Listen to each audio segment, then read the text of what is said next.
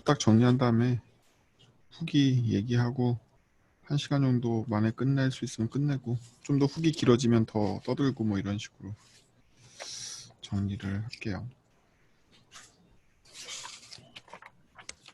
뭐 내용들이 어렵지 않아가지고. 어려웠나? 어렵지 않잖아요, 그쵸? 간단한 것들이니까 그냥 장 통째로 한 분씩 아껴드리면 될 것 같은데. 12장 해주실 분.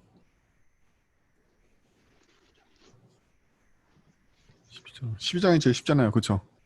12장 해주실 분.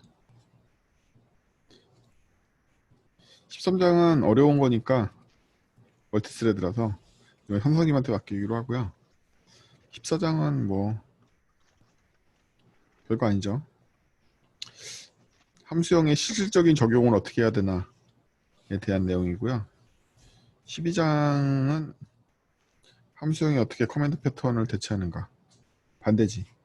함수형의 이 래퍼를 어떻게 커맨드 패턴에 대체하는가.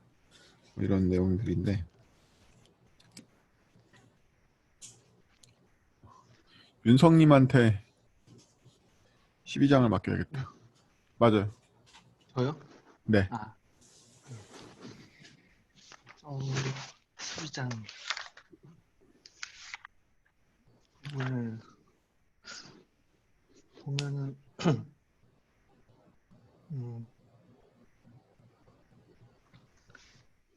일단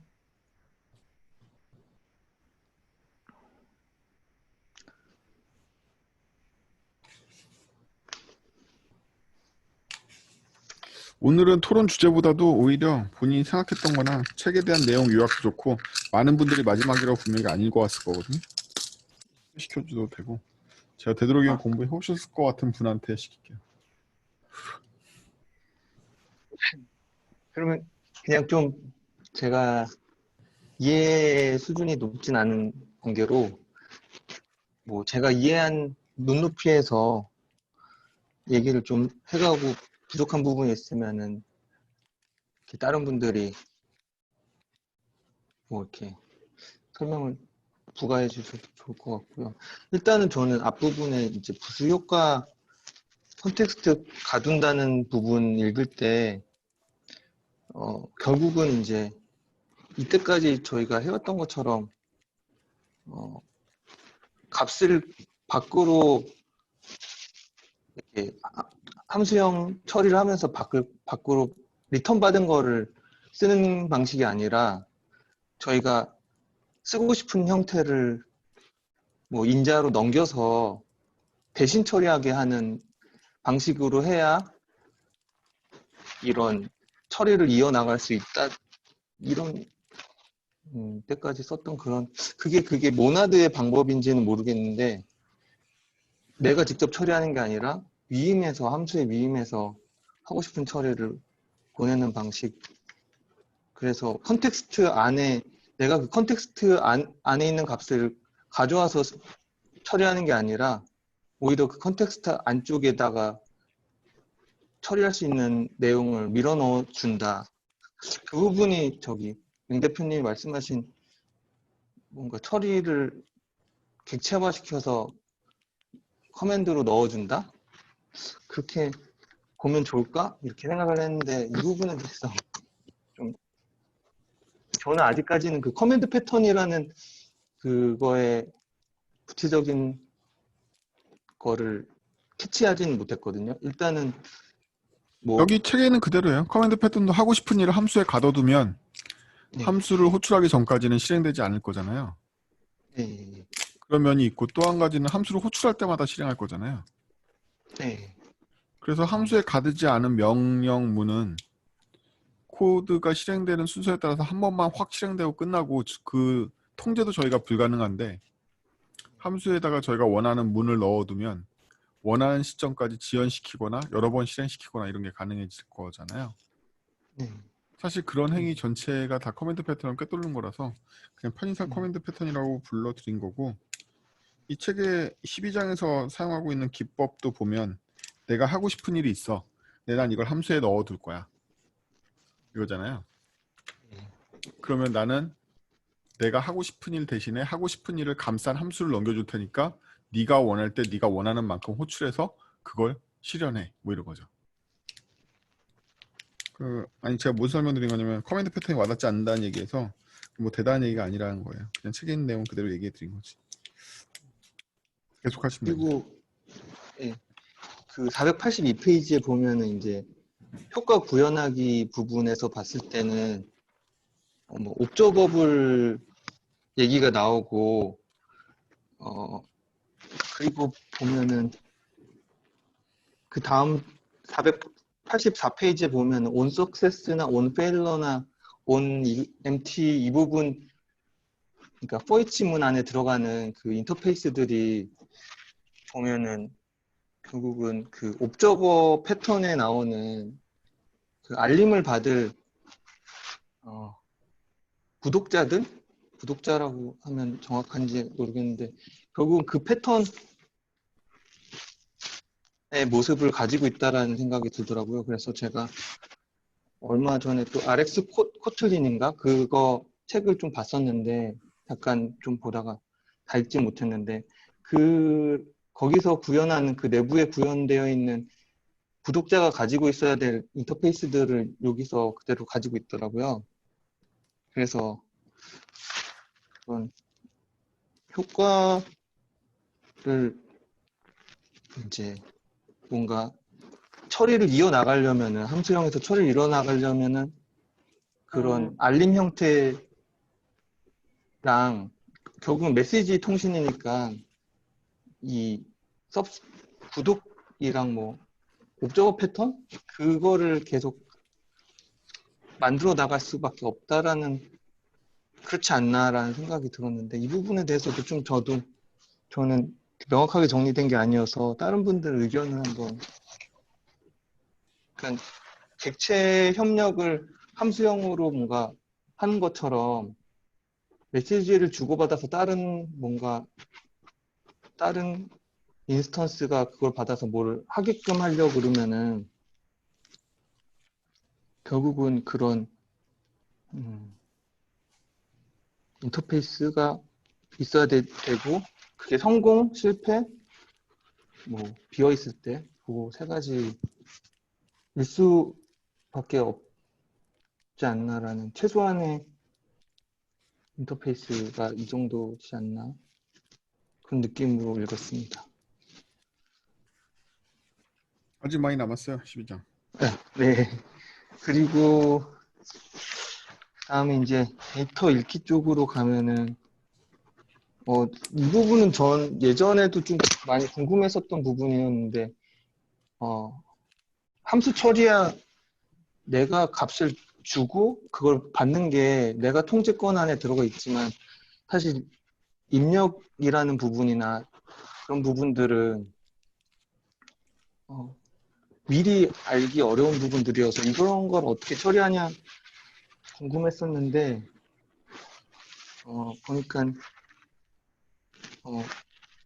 재기적으로 해결을 계속 입력을 받아서 그게 그런 분기를 또 함수 안으로 넣어버리더라고요.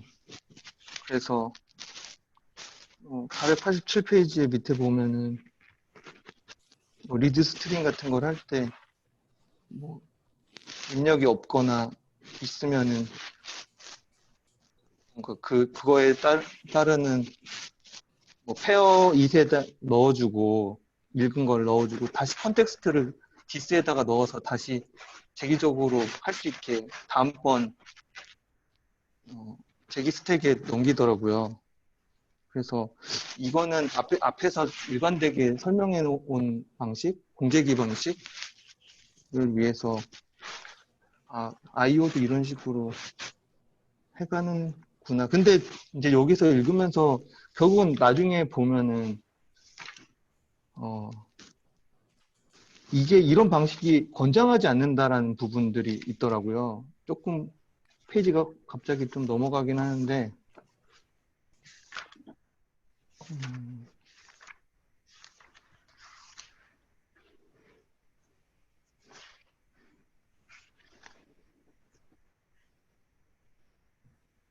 혹시 그 부분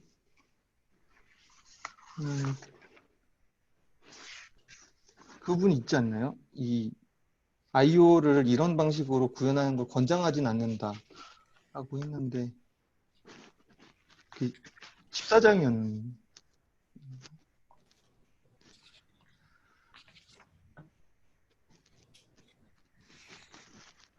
그래서 IO 어쨌거나 그 IO를 이렇게 실무에서도 처리할 유인이 있는지 이런 것들이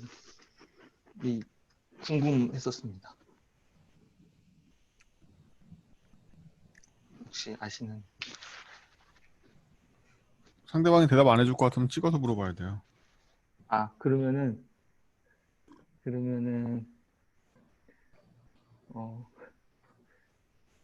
제가 윤태님께 질문 드려도 괜찮을까요? 아니면 다른 또 릴레이 해주셔도 되고요. 질문 다시 좀 한번. 그러니까 뭐 사실 콘솔에서 입력받아서 이런 일이 별로 없긴 하겠지만 이런 뭔가 입력 부분까지도 함수형으로 처리할 실무에서의 유인이 있는지 좀 궁금하더라고요. 읽다 보니까. 사실은 네. 좀 고민한 게 뭐 콘솔에서 입력받을 일은 없을 것 같긴 해요. 저도 업무 대부분이 웹 애플리케이션 처리하는 거니까. 그리고 또 웹 애플리케이션이라 그래도 대부분 다 스프링 갖고 하는 거기 때문에 스프링 인터페이스만 맞춰주면 되는 거라서 그 스프링이 제시하는 방법 안에서만 놀고 있기 때문에 사실은 뭐 다른 방법으로 빠져나갈 방법이 사실 없거든요. 그냥 다 그 안에서 하는 대로만 하면 되는 거라서. 저도 이 부분 읽어보면서 그냥 그런 생각은 좀 했어요. 그러니까 저도 만들다 보면 좀 테스트하기 어려운 부분들이 많이 생기거든요. 이제 뭐라 그래야 될까, 단위 테스트나 뭐 그런 거 하기 어려워가지고 좀 그렇게 그냥 런타임에서 이제 실행하면서 직접 입력해보고 틀리면 다시 고치고 다시 컴파일하고 그런 짓을 아직도 하는데, 그런 부분들 보면서 좀 개선해보고 싶은데 이 책 읽으면서 그런 실마리가 있을까 싶은 생각도 들긴 한데 저도 아직은 없어요. 뭐 답은 안 되는 것 같은데. 근데 여기서 이제 얘기하는 거 몇 페이지더라? 그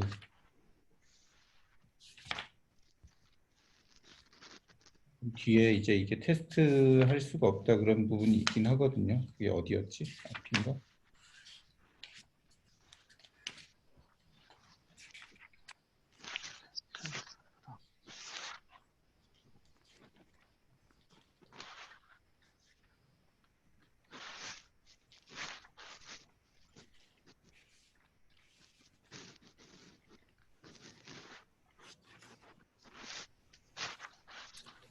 이거 왠지 현성님한테 여쭤봐야 될 것 같아요.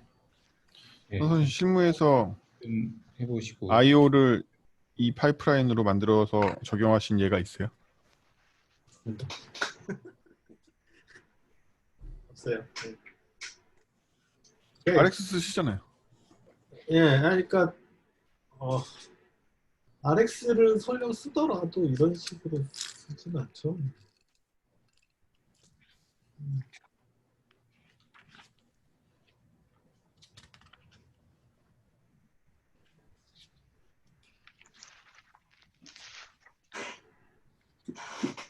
아이오를 이렇게 쓴다는 게 어느 예제예요? 예제 번호를 좀 알려줄 수 있을까요?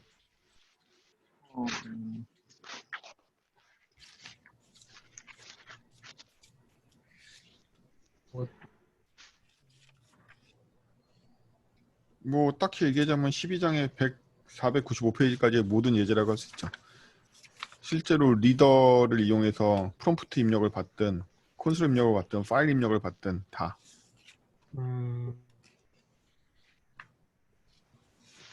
입력된 데이터를 리절트로 감싼 다음에 리절트에 대한 부가적인 작업을 미리 처리할 수 있게 되는 식으로 짜잖아요.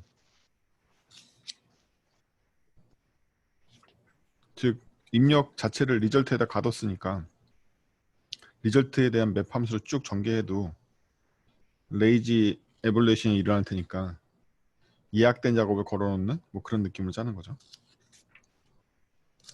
원래 우리가 제어형으로 짜면 입력값을 받는 걸 대기하고 있다가 입력값이 끝나면 뭐 처리하든지 아니면 역으로 그러한 걸 감시한 시스템한테 이벤트를 걸어서 이벤트가 호출되면 그때까지 완료되어 있는 이벤트를 바탕으로 처리하든지 뭐 이렇게 짜잖아요. 근데 얘는 그렇게 안 짰잖아. 입력값이 있다라는 가정하에 스크립트를 미리 짜는 거나 마찬가지 스타일로 짜놓잖아요. 사실 뭐 근데 거꾸로 수홍님 되게 포퓰러한 방식 아닌가요? RX 빠잖아. 이거 다 RX 이렇게 짜서. 예. 모바일에서는 되게 포퓰러한 방식이라서 그냥 데이터가 어떤 데이터가 들어올지는 상관 안 하고 어떤 특정한 조건의 데이터가 들어오면 그 데이터가 들어올 거라고 예상하고 로직을 쭉 짜놓고 수행을 할 거다라고 하는 것 자체가 그냥 이 방식이라서 그렇죠. RX 예. 많이 쓴 사람은 이게 익숙하니까 이게 위화감을 안 느껴요. 근데 거꾸로 저는 아까 현성님이 RX도 이렇게 하진 않죠라는 개념에서 어떤 점이 차이점으로 얘기하신 건지 잘 모르겠어요. RX를 써도 저는 그 입력단은 이벤트를 따로 뽑아내고 그 이벤트에 대한 스트림을 쭉 구성하거든요. 입력 자체부터 스트림을 구성 안 하시고요? 네. 아, 아, 그렇구나. 그 단까지 추상을 해버리면은 입력 부분을 뭐 모킹을 한다든지 해서 테스트하기가 조금 애매하더라고요. 그래서 끊어내는 거죠. 그 앞단에서는. 근데 이제 그게 가능할 수도 있고 안 가능할 수도 있는데 그렇구나. 보통 이제 서버 프로그래밍 같은 경우는 사실은 입력이 있고 출력이 있고 그 중간에 흐름은 쭉 연결돼 있잖아요. 그렇죠. 네, 그런 경우가 테스트 용이성이다. 네. 수홍님 같은 경우에는 RX 소스로 막 5만 가지 네이티브 이벤트에서부터 네트워크까지 다 걸어놓을 텐데 그게 예, 이제 다 걸어두죠. 예. 그러면 테스트할 때 지금 말한 대로 네이티브 네. 이벤트들을 소스로 걸어놓은 것 때문에 테스트할 때는 어떻게? 그거 저희는 그것 때문에 아예 스톱 오브젝트를 다 만들어요. 그래서 모든 인터페이스에 대해서 스톱 오브젝트를 만들어서 거기에서 그냥 그 가짜 스트림을 쏘게 하는데 그 스트림 자체의 조건을 그 일반적인 현 상황과 동일한 조건으로 다 걸어요. 그래서 그렇게 하도록 팀 안에서 코드가 돼 있어서 에미터를 다 일일이 구현해 준다. 예, 에미터도 다 에미터를 그렇죠. 뭐 그런 셈이죠. 사실 그냥 랩 그 구현돼 있는 것을 그냥 간단하게 스톱으로 구현을 한 거긴 한데 네. 그게 그렇구나. 뭐 공소가 그렇게 들어가는 것도 아니고 그냥 인터페이스 하나 만들 때 뭐 스톱 오브젝트 그냥 하나 추가로 만드는 거라서 작업이 또 따로 들어가는 것도 아니라서 오히려 차라리 처리기를 일관성 있게 가져가고 거기다가 스탁을 넣는 게 낫겠다. 이렇게 판단한 예. 거네요. 그럴 수 있지. 사실 12장 코드는 거의 RX 코드랑 비슷해서 선생님 그럼 RX라는 건 원래 이거에 기반해서 만들어진 겁니까요? 에릭 마이어가 발음 마이어가 맞나요? 메이어가 맞나요? 예, 맞아요. 예, 그 아저씨 아줌마가 아니지. 그 아저씨가 애초에 펑셔널 프로그래밍 잘 아는 사람이라서 뭐 영향이 없다고 얘기할 수는 없을 거예요. 본인은 부정하고 있는 것 같은 느낌이 들긴 하는데요.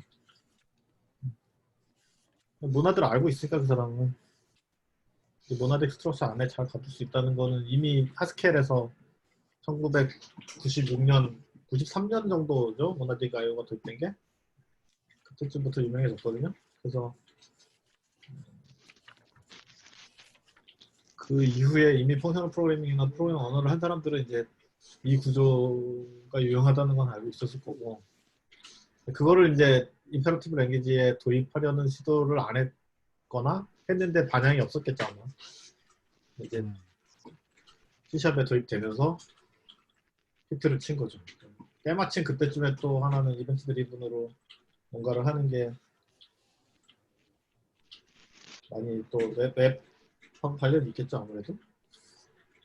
그 전까지만 해도 사실 UI랑 같이 이벤트 드리븐이라고 해도 UI가 껴있는 이벤트 드리븐이었기 때문에 우리 제가 처음이 아니죠. 윈도우즈 프로그래밍을 하거나 뭐 이럴 때는 사실은 객체 지향하고 떼서 생각을 잘 안 했죠. 이벤트 드리븐도 심지어는. 근데 외부로 가면서는 아마 조금 달라진 것 같아요. 이 12장 보면서 많이 생각하는데 이 IO 결국에는 함수 하나 갖고 있는 함수를 랩핑하고 있는 객체잖아요. 이거야말로 왜 12장 전에 저번 시간에 배웠던 레이지를 안 쓰고 있는 걸까요? 이해를 도우려고? 이야말로 레이지를 쓰면 딱일 것 같은데 왜 IO를 굳이 이렇게 만들었을까라는 생각이 많이 들었어요. 레이지를 쓸 이유가 없지 않나요? 어차피 뭐 키보드 입력이면 몰라도 일반적인 IO 중에 하나인 네트워크만 해도 얘가 겟방식이라면 URL만 똑같으면 항상 똑같은 값일 테고 뭐 이렇거든 사실. 그리고 저는 이 IO 함수가 실무에서는 별로 쓸모가 없는 게 이 책에 있는 예제가 이거 다 동기형 블로킹만 처리하게 돼 있잖아요. 저는 이 함수가 비동기형이 됐을 때 어떻게 됐을지가, 즉 모나드를 만들었던 당시에는 비동기 개념이 없었던 것도 아닐 텐데 왜 이것만 맨날 책들 예제로 나오는 거야? 이거 어떻게 사용하라는 거야 대체? 그것이 궁금해요. 이거 어떻게 쓰라는 거야? 그래서 저는 이 IO 군 전체 12장 전체가 쓸모 있다라고 생각이 들어본 적이 없어. 수많은 함수형 책들을 보면서. 실무에서 IO 대부분 비동기인데 그럼 그때까지 다 블록해?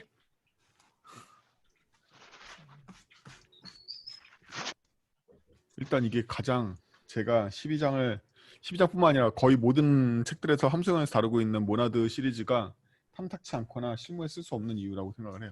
이거 쓸 수 있단 말이야? 이거 어디다 써? 다 스레드 블로킹 되는데. 그래서 저는 그 예제가 궁금해. 블로킹하지 않는 IO. 예, 뭐 RX 같은 거 쓰면 이제 비슷해지잖아요. 그러니까 일단은 함수형 프로그래밍이 뭐죠? 그 병렬 프로그래밍을 편하게 해준다. 이거 다 헛소리고요.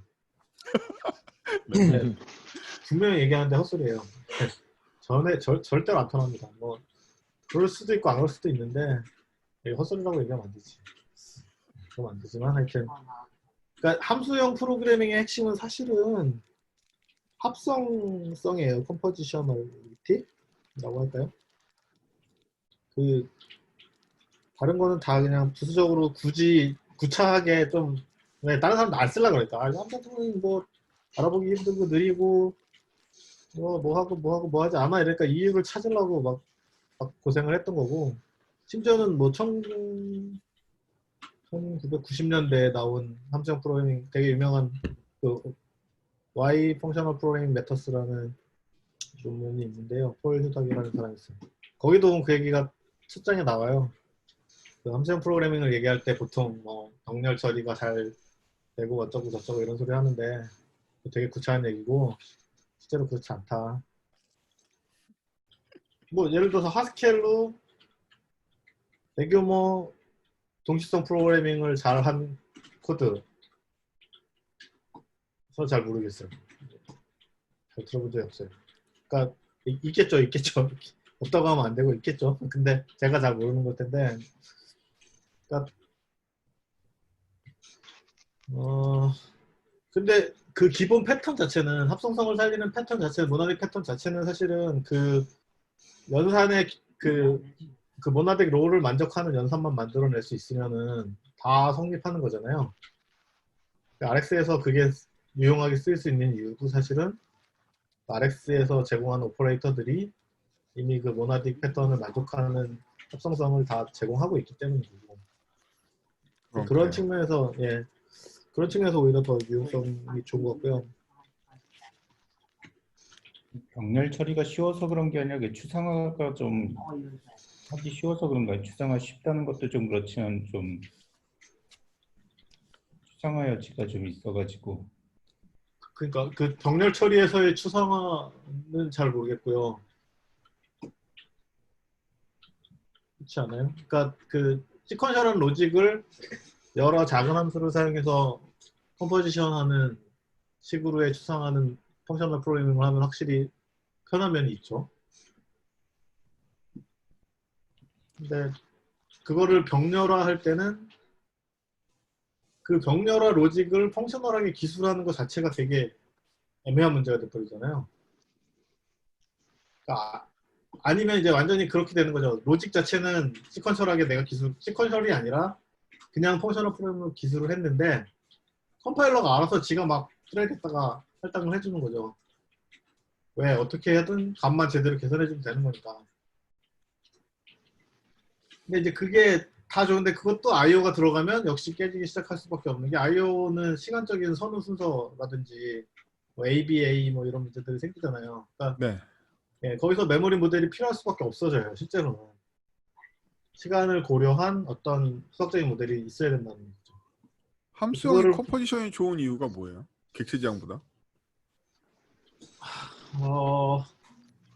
일단 제 생각부터 말씀드리면 함수가 하나밖에 없고 인자와 리턴 값이란 값의 형태로 정의하기 때문에 하나의 형이 보다 많은 베리에이션을 포함할 수 있는 구조로 짜기 때문에 컴포지션이 더 유용해지고 형을 덜 정의해도 되는 그런 효과인 거예요? 그런 면이 있겠죠. 예. 그렇지 그리고 않다면 객체지향에 비해서 딱히 더 컴포지션이 유리한 면은 없잖아요. 형을 좀 덜 정의해도 된다? 뭐 이 정도인 것 같아요. 제 느낌에는.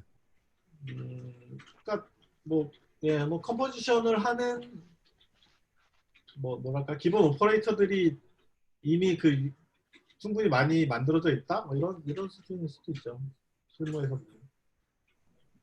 그렇다는 얘기는 구체적인 데이터형에 대한 정의를 덜 해야 된다라는 의미로도 받아들여진단 말이지, 저한테는.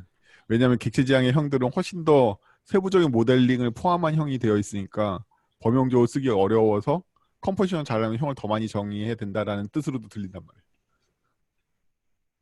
그 부분은 글쎄요. 저도 잘 약간 이제 객체지향에서의 데이터 정의랑 함수형 프로그래밍에서의 데이터 정의 자체가 좀 다르기 때문에 그러니까 컴퓨터 프로그래밍에서는 보통 그 알제브레이크 데이터 타입을 사용해서 기술을 하거나 레코드 타입을 쓰기도 하는데 뭐 안 되지는 않을 거예요. 예. 근본적으로 제일 궁금한 게 그거야. 함수형에서는 현재 알 수 없는 형을 어떤 식으로 대응하는 거야, 런타임에. 현재 알 수 없는 형에 대한 대응이 완전 일반적으로 그냥 타입에 대한 컴포지션이라면은 뭐 맵플래맵 이런 게 다 제네릭으로 정의가 되니까 가능할 거고요. 근데 이제 예를 들어서 특정 필드가 있다라든지 맞아요. 특정 함수가 있다라든지 이런 식의 폴리모피즘은 언어마다 조금씩 다른 것 같아요. 그러니까 하스키아 같은 경우 타입 클래스 같은 걸 만들어서 특정 펑션을 제공하는 타입들은 다 똑같은 타입으로 취급할 수 있게 만들어줄 수 있거든요. 예, 근데 그래서 특정 필드만 갖고 있다. 이런 경우에는 뭐 그것도 이제 뭐 매핑을 하려면 뭐 게터나 세터 함수. 근데 이게 스테이트를 변화시키면 안 되니까 이제 게터 세터가 이제 복사하면서 특정 필드만 변화시켜주고 뭐 이런 식으로 바뀌겠죠 아마. 근데 그게 돼요? 그게 함수를 다 받아야 되잖아, 결국 그렇게 되면. 그러니까 객체지향에서도 LSP를 만족하지만 특정 필드가 튀어나와 있는 경우에는 팩토리를 받아들이던지 아니면 T형을 받아들여서 외부한테 왕창 위임하고 훅을 추상화해서 짜던지 뭐 이 두 가지밖에 없잖아요. 그래서 이제 그런 부분을 처리하기 위한 여러 가지 패턴들이 있어요. 뭐 렌즈라고 중간에 예를 들면 그 방금 얘기한 레코드 타입에서 특정 필드만 바꿔치기 하고 나머지 그대로 카피하고 싶다. 네. 예, 이런 걸 정의하려면 말씀하신 대로 팩토리 패턴 비슷한, 팩토리 메서드 비슷한 뭔가가 필요한데 그걸 쉽게 만들어내는 게 또 쉽지는 않거든요. 그러니까 이제 컨스트럭터 가지고 뭐 어떻게 잘 조합을 해서 특정 필드만 뽑아내고 다시 또 특정 필드만 세팅하고 이런 식의 연산을 할 수 있게 뭐 구조가 생기기도 하고요. 요즘 공부를 잘 안 해서 요즘 뭐 프리모너들하고 또 다른 조금 또 추상화된 다른 걸 또 사람들이 되게 얘기 많이 하고 있는 것 같은데 그거는 제가 좀 더 살펴봐야 될 것 같고 뭘 하는 건지는. 근데 결국엔 그 동네도 비슷하게 그거에 대한 다 모든 문제 해결법들을 도입해야 되는 거잖아요. 그렇죠. 그냥 어쩔 수 없죠. 왜냐하면 구체적인 타입 구체적인 레코드라면은 뭐 결국에는 그 만들어낸 사람의 의도가 들어가는 거잖아요. 필드가 뭐가 어떻게 생겨먹었고 이런 것들. 그래서 그러면 개인적으로 판단하시기에 그거를 그 함수형 해법들로 해결하는 거랑 OOP로 해결하는 거랑 함수형도 결국엔 그 케이스마다 다 엣지 케이스마다 그런 여러 가지 기법들 다 써야 되는데 그게 생산성이 더 높거나 여기 책에서 강조하는 재활용성이 더 높거나 이래요? 그게 제일 궁금해. 그걸 제가 대규모로 짜본 적이 없으니까.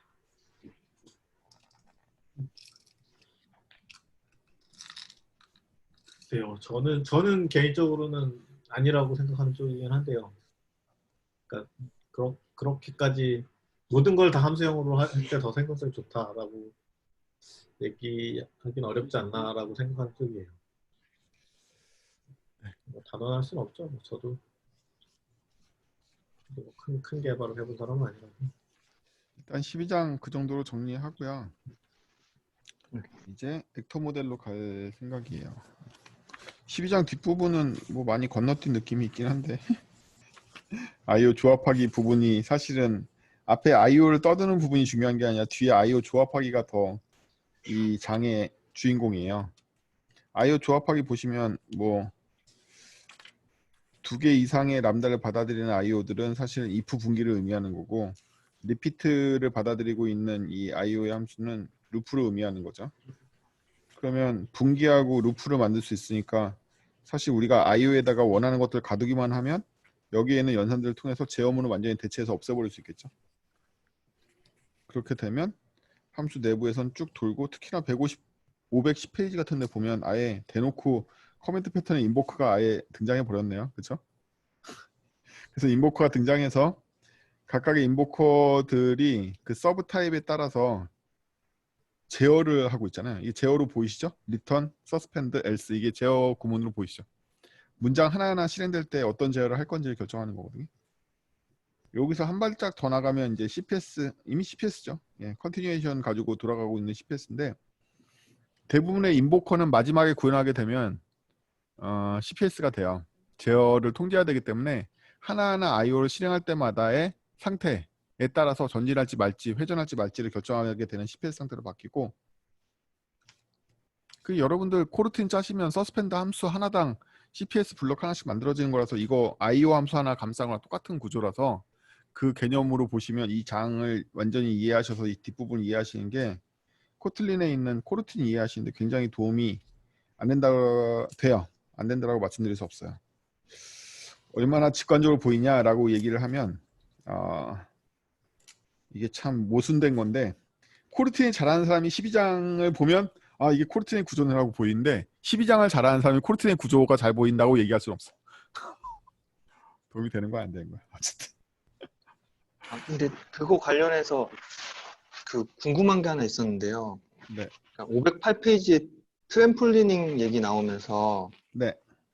그 말씀하신 리턴, 서스펜드, 컨티뉴 이 부분이 제너레이터 모양을 갖고 있어서 네.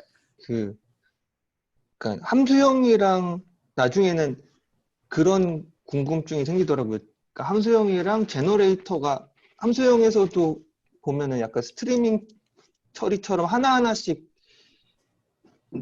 약간 레이지하게 처리하는 그런 방식이고 제너레이터도 어떻게 보면은 제어를 바깥에 줬다가 가져왔다가 하면서 하나씩 좀 레이지하게 처리할 수 있는 그런 건데 그러니까 함수형에서 제너레이터를 그러니까 뭔가 연관성이 많이 있는지 어떻게 보면은 뭐 비슷한 개념이라고 하는 건지 IO를 다룰 때 제너레이터라는 개념은 원래 CPS 개념인데 컨티뉴에이션 객차랑 같이 계속 제기로 호출하면 이번 IO가 처리하고 나서 다시 제기로 또 그 처리기를 넘기면 그 다음번 IO를 호출하긴 할 건데 호출할지 말지 정지시키거나 다른 명령에서 호출하거나 하는 부가적인 이번 IO 처리 이후 그 다음 처리를 어떻게 할 건지를 그 다음번 제기한테 넘겨줘야 된단 말이에요. 제가 예를 들면 첫 번째 줄에 있는 IO를 실행했어요. 그리고 나서 다시 처리기를 제기적으로 호출하면 두 번째에 있는 IO를 호출하려고 그러겠죠. 그죠? 근데 할지 말지를 결정할 수 있단 말이에요. 언제? 첫 번째 IO가 실행된 이후에 제기로 호출할 때 너 그냥 닥치고 가만히 있어. 혹은 너 3번으로 점프해 3번 실행 이런 식의 명령을 내릴 수 있거든요. 그것도 다 리턴 결과로. 그게 각각 IO에 실행한 후에 그 처리가 그 다음번 IO를 어떻게 처리할지에 대한 명령을 내려줄 수가 있단 말이에요. 값으로. 그 개념을 이제 당연히 함수형에서 나왔고요. CPS 자체는. 함수형에서 이 IO 처리기를 뺑뺑이 돌리는 그 과정 중에 그 흐름이 그냥 제기로 쭉 하고 폴드가 되는 게 아니라 그 리커전이 어떤 식으로 일어날지에 대한 중간 제어를 넣을 수 있게끔 각각 IO가 리턴을 일관성 있게 내게 한 거란 말이죠. 그거를 이제 제어문에 맞게 자동 제너레이팅 해주는 구문을 만들어주는 시스템들이 제너레이터 같은 녀석들인 거고, 네. 아니면 이제 그러면- 코틀린 같은 경우에는 코르틴에서는 아예 여러분들이 직접 각각의 IO 단위를 서스펜드 함수를 통해서 만들어내게 한단 말이에요. 여러분들이 아무리 코르틴을 쓰셔도 코르틴 안에 제어문만 쭉 쓰거나 아니면 제어문이 쭉 나오다가 서스펜드 함수 콜이 굉장히 무거운 게 하나 들어있다든지 이러면 코르틴의 효과는 거의 없어져요. 여러분들이 코르틴의 효과를 누리시고 싶으면 여러분들이 코르틴 구문 안에서 실행하고 싶은 명령을 굉장히 잘게 부셔가지고 다 서스펜드 함수로 나눠놔야 돼요. 그래야지 코르틴 효과가 생긴단 말이에요. CPS 효과가 생겨. 빨리 한 블럭에 서스펜드를 실행하고 제어권을 코르틴 디스패처한테 돌려주고 디스패처가 그 사이에 얘 거 말고 다른 것도 실행하고 뭐 이렇게 번갈아 가면 쓸 수 있게 해줘야 되는데 여러분들이 굉장히 무거운 예를 들면 루프 1억까지 돌고 있는 서스펜드 함수 하나 만들면 코르틴 전체가 다 무력화된단 말이죠. 왜냐하면 기본적으로 이 다음에 나오는 액터랑 똑같이 코르틴도 그냥 워커 스레드 패턴이기 때문이죠. 실제로는. 그래서 이 워커 스레드 패턴 쓰는 애들은 전부 다 각각 태스크 단위가 굉장히 얇아야 돼. 얘가 두껍게 무겁게 잡고 있으면 익스큐터를 죽인단 말이지. 얘가 못 빠져나와가지고. 그래서 나중에 코르틴 쓰실 일 있으면 코르틴의 핵심은 엄청나게 서스펜드 함수를 잘게 나눠가지고 걔네들을 호출하는 걸로 로직을 나눠야지만 코르틴의 효과가 생긴단 말이에요. 여기서도 마찬가지죠. IO 하나가 굉장히 무거우면 이러한 인보커 헬퍼의 기능은 거의 마비되고 액터 모델도 마찬가지예요. 메시지 하나 보내거나 받는데 어떤 애가 굉장히 무겁게 들고 있으면 그거만큼 스레드 여력은 없어진단 말이에요. 뭐 그런 거의 연장이라고 생각하시면 될 것 같아요. 그래서 여기서 이 책에서 이걸 쓴 이유는 사실 일시 제어 때문에 그런 게 아니라 말한 대로 제기가 계속 쌓이니까 제기를 클리어하려고 트램펄링을 걸려고 중간에 서스펜드 한번 묶고 그때 스택 클리어를 하려고 그러는 거거든요. 새 스택으로 들어가려고. 그래서 이제 이걸 만든 거긴 한데 이유는 여러 가지가 있어요. 스택 클리어를 하기 위해서 할 수도 있고 아니면 대기 명령을 타라고 해서 할 수도 있고 다른 스레드에 있는 명령의 결과를 기다리려고 이걸 서스펜드 하는 경우도 있고 대표적으로 이제 걔가 그런 거지. 코르틴이. 다른 스레드에서 하고 있는 다른 태스크가 끝나는 걸 기다리려고 얘가 서스펜드를 거는 것도 있는 거고. 그러면 여기서 핵심적으로 보셔야 될 건 뭐냐면 IO가 결과값으로 리턴이나 서스펜드 같은 거, 컨티뉴 같은 거를 리턴하지만 실제로는 누가 이걸 제어하죠? 인보커 헬퍼가 제어하는 거야. 각각의 IO들은 인보커 헬퍼가 그 다음 잡을 어떻게 진행시킬지에 대한 힌트 값을 주는 거고 실제로 이걸 처리하는 건 인보커가 처리하고 있단 말이죠. 인보커가 처리하는데 힌트를 줬을 뿐이라는 거야. 각 문이. 아씨, 오늘 내가 또 왜 해석하고 있지? 감사하게 나가려고 했는데. 어쨌든 그래서 이 12장 끝부분은 이거 사실 거의 대놓고 커맨드 패턴이거든요. 커맨드 패턴 여러분들이 가장 단순하게 구현하면 함수 인터페이스를 구현하는 거예요. 함수에 가두기만 하면 커맨드가 되기 때문에 굳이 커맨드 패턴에 그 복잡한 인터페이스 따위는 필요 없단 말이야. 이 람다가 지원되는 모든 언어에서는 자기가 원하는 명령을 함수에 갖다 넣기만 하면 무조건 커맨드 패턴이 되기 때문에 여러분들이 신경 써야 될 거는 딴 데서는 일반적으로 콜아웃 불리는 콜아웃 C5라고 불리는 처리기라는 게 있단 말이에요. 이런 CPS 타입을 처리해주는 처리기를 일반적으로 콜아웃 불러. 응? 그 510페이지는 인보커 헬퍼가 사실은 코인 거야. 코. 어떤 IO들을 소비해가지고 즉 이 커맨드들을 소비해가지고 제어를 중앙에서 통제해주는 일종의 언어 처리기란 말이에요. 얘가.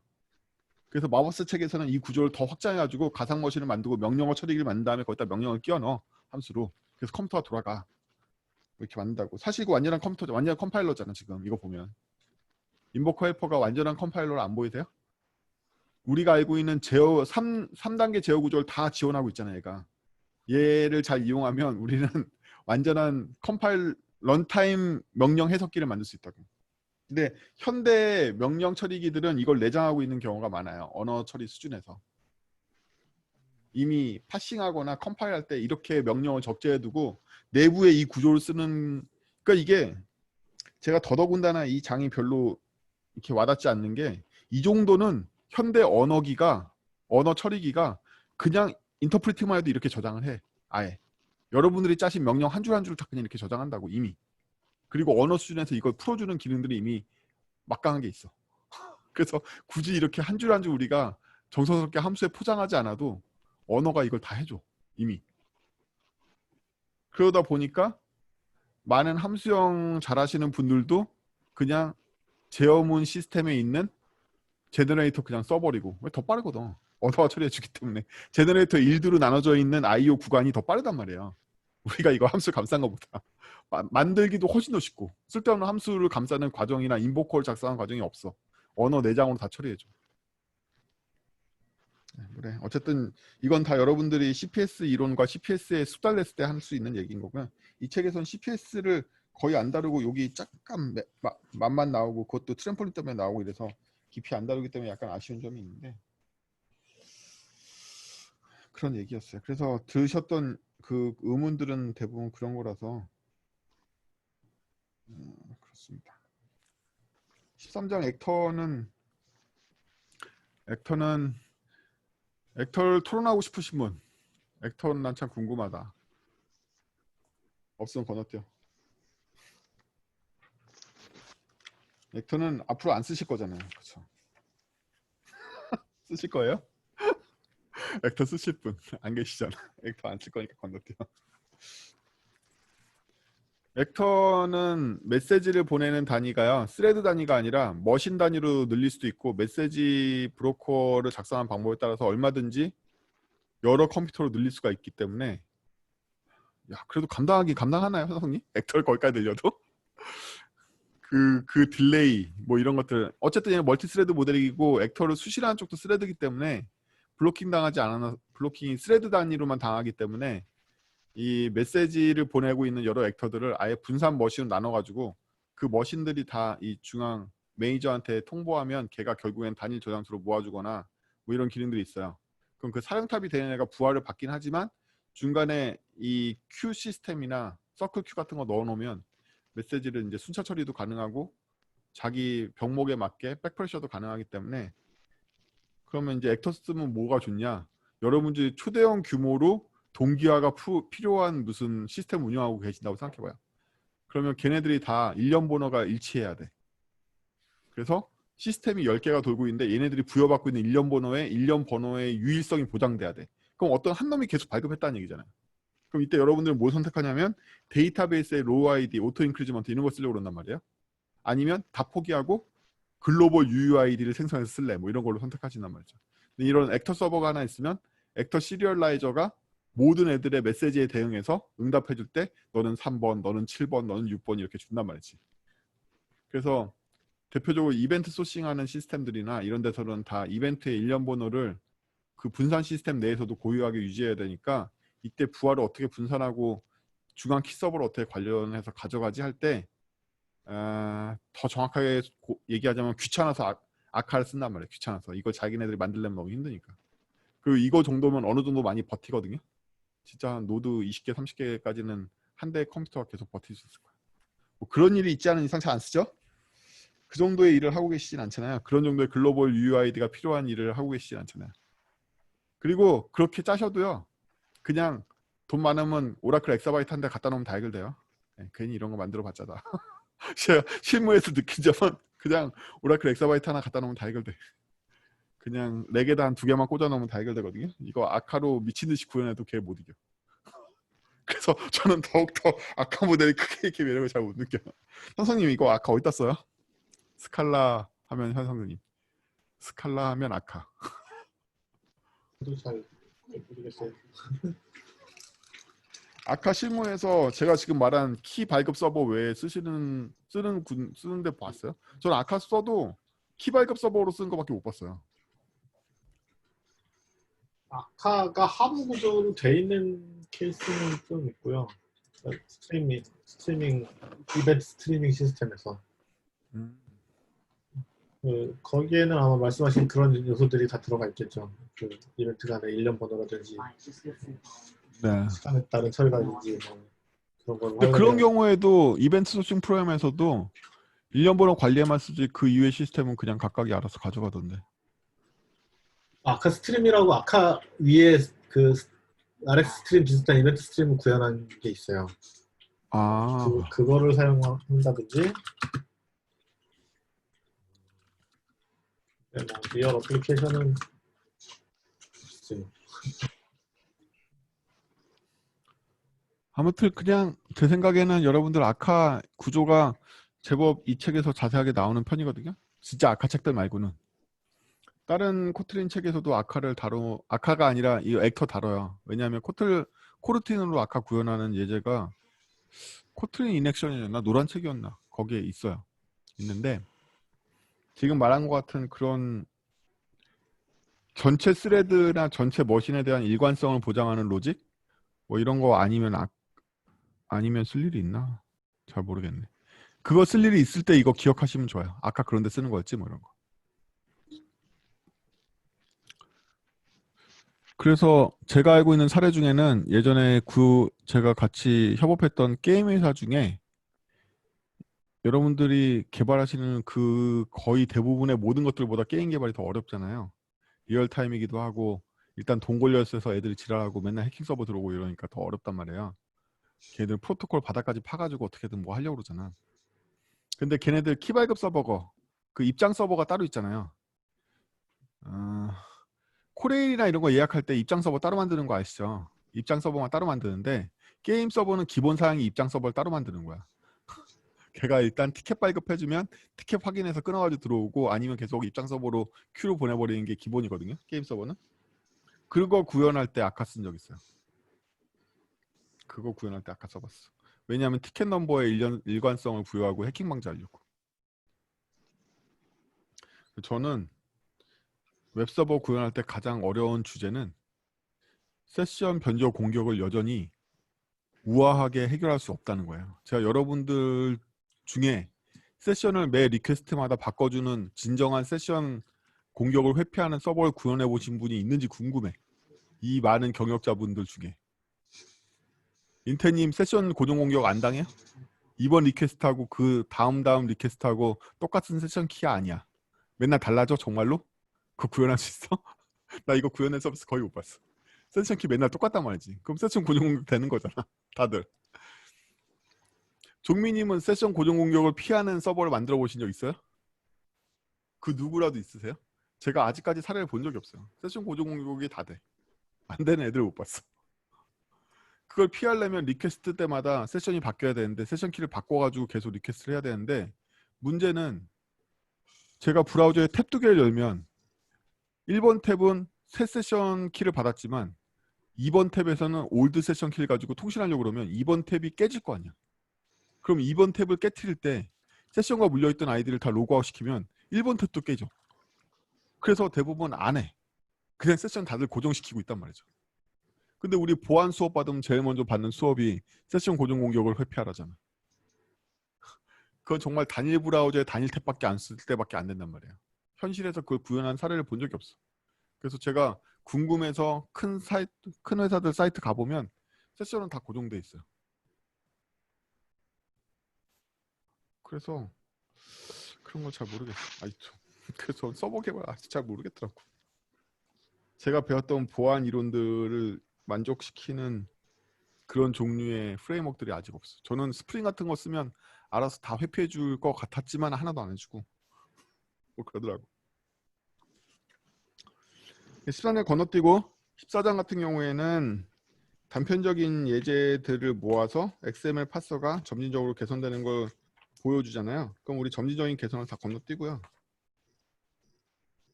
마지막에 158페이지에서 582페이지에서 583페이지의 코드가 최종 개선판이잖아요. 더 나아가서 583페이지에 있는 메인 함수가 최종 개선판인 거거든요.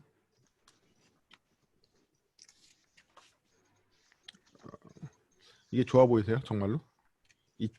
이 장 처음에 나왔던 제어문보다? 일단 나 그게 동의가 안 돼. 나 이게 더 좋아 보인다는 거에 동의가 안 돼. 물론 여기 나오는 중간중간의 스킬들은 저도 되게 많이 사용해요. 다는 아니지만 많은 부분에 사용하고 있습니다. 근데 이게 더 가독성이 좋다는 거에 동의하기 힘드네. 어쨌든 14장에 대해서는 재현님한테 마지막으로 부탁드려야겠다. 맞아요.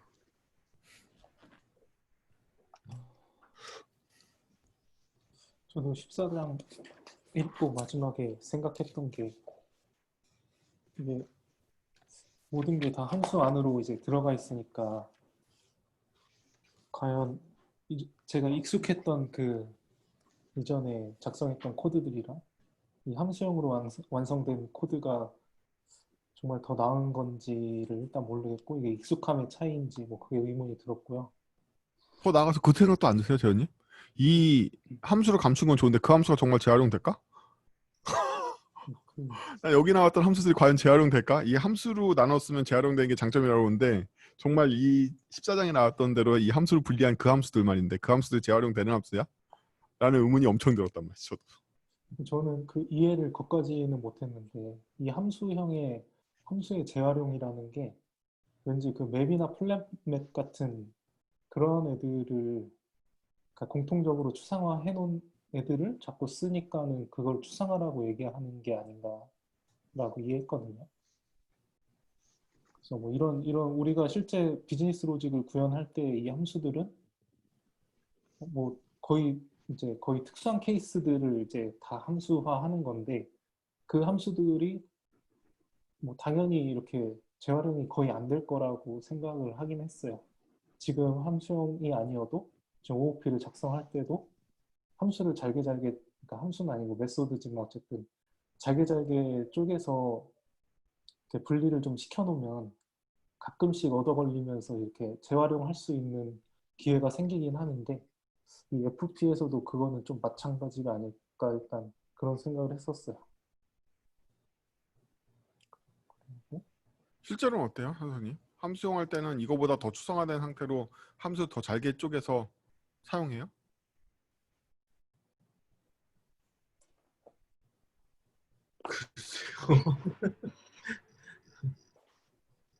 이 책에서조차도 이 예제조차도 재활용할 수 있는 레벨로 쪼갠 함수는 아니잖아요. 추상화할 때 실컷 잘난 척 하잖아. 함수형 개발자들은 추상화 단계를 더 높이 보고 더 재활용할 수 있는 단계로 더 높은 추상을 추구해가지고 쓰면 쓸수록 기존 함수를 잘 컴포지션에 쓸 수 있을 거야. 뭐 이렇게 자랑하면서 자기가 만든 예제는 실제로 재활용할 수 있는 함수를 안 만들었단 말이지. 그래서 그 추상화 방식, 파이프라이닝으로 더 쪼개는 그 추상화 방식, 이거에 대한 실제 예제를 여기서 보여주진 않으니까 막 상상 속이라서 어떻게 한다는 거야? 뭐 이런 게 잘 감이 안 나.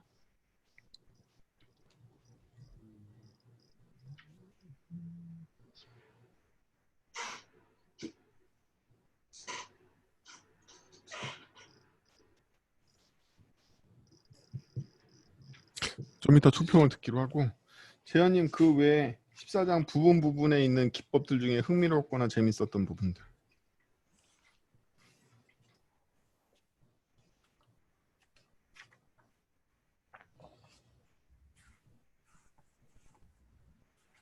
저는 일단 흥미는 이제 잘 모르겠는데 자꾸 오타 같은 건지 제가 이해를 못한 건지 그런 것들이 계속 눈에 밟혀가지고 네.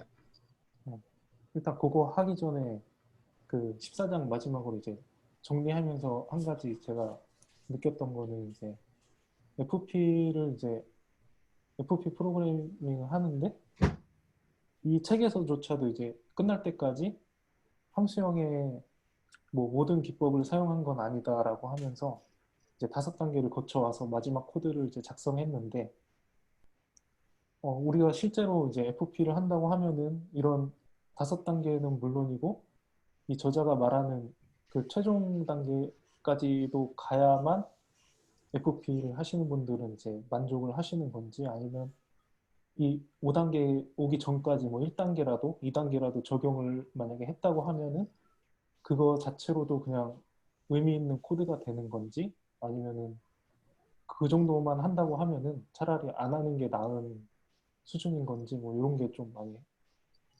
궁금했었어요.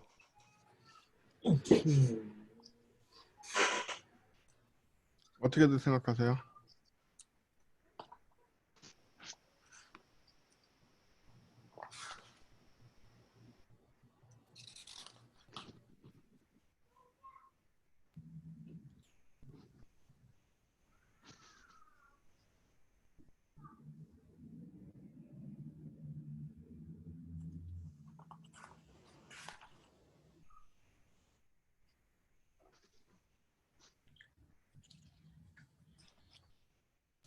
그러면 재현님은 어디까지 정도면 충분히 추상화했다고 생각하세요? 몇 단계 정도에서?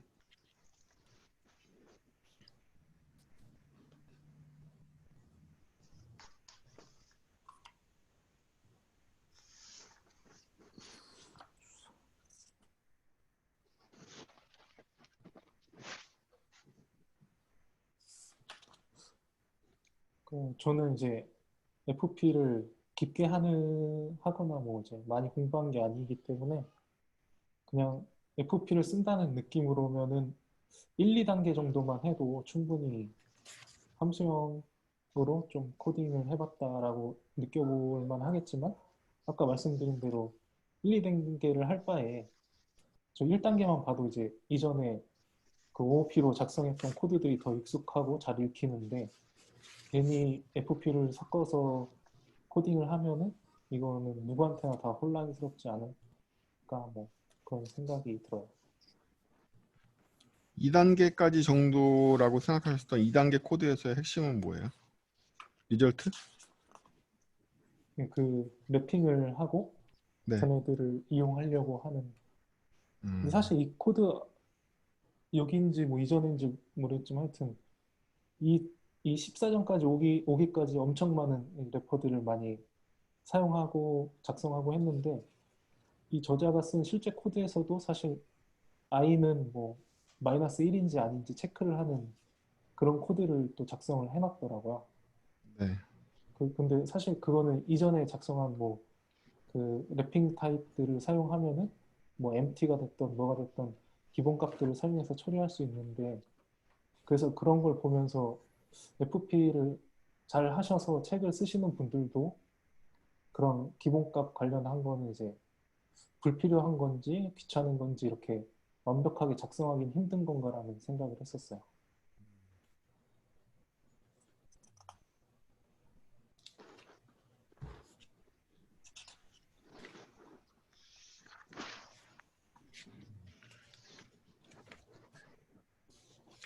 저는 이 책 전반적으로 잘 이해가 안 되는 것 중에 하나가 여쭙고 싶은 것도 하나 있었는데 왜 예외는 테스트하기 어렵다고 자꾸 얘기가 나오는 거예요? 테스트 프레임워크 중에 예외를 처리 안 해주는 한 명도 없는데 저는 그것이 궁금해요. 누군가 이거에 대한 답변 좀 해주세요. 왜 예외가 나오는 코드는 테스트하기 어렵다라고 나오는지를 잘 모르겠어요. 그리고 인스 테스트의 기본은 예외 처리에 대한 테스트를 거는 건데 단위 테스트 입장에서 뭘 테스트하길래 예외가 어렵다는 거야 대체? 뭘로 테스트하고 있는 거야 대체? 그것이 궁금해. 이 책에서 맨날 나오는 제가 TD를 잘 몰라서 그런 건가? 예외는 테스트하기 어렵다에 대해서 누구 좀 설명 좀 해주세요. 아무나. 모든 모듈에 테스트를 다 건다고 말씀하셨던 수웅님한테 물어봐야겠다. 수웅님, 예외는 왜 테스트하기 어렵다고 자꾸 나와요, 책에? 저는 테스트하기 쉽던데, 예외.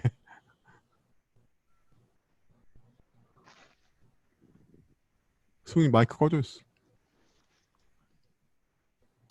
네, 저 같은 경우는 예외도 처리하면은 상위에서 그것을 알아야 되는 것 때문에 그게 디폴트 처리라고 해야 되나? 어쨌든 어느 순간에 이제 트라이 캐치라든지 이런 걸로 감싸야 되잖아요. 네. 예, 그러면은 이제 그 중간에 처리하는 것들이 전부 다 생략이 되니까는 그냥 디폴트 밸류로 에러인 경우에는 에러나 예외인 경우에는 디폴트 밸류로 넘기고 다시 그 위에서 디폴트 밸류에 대한 처리를 다시 하도록 하는 걸로 하거든요. 근데 테스트가 어렵다라고는 얘기할 수 없어요. 그냥 이제 그 예외에 대한 핸들링이 너무나도 묵과해버리는 게 너무 많이 되니까는 그래서 기피하는 거지 테스트가 어렵진 않아요. 그렇구나. 하지만 리절트 같은 걸로 감싸도 매일 반인 것 같긴 한데 나중에 풀 때는 결국에는 분기를 하잖아요. 그렇죠. 이제 그러면 테스트하려면 풀어야지 테스트할 수 있는데 그때 가면 분기 수가 늘어나는 건 똑같잖아요.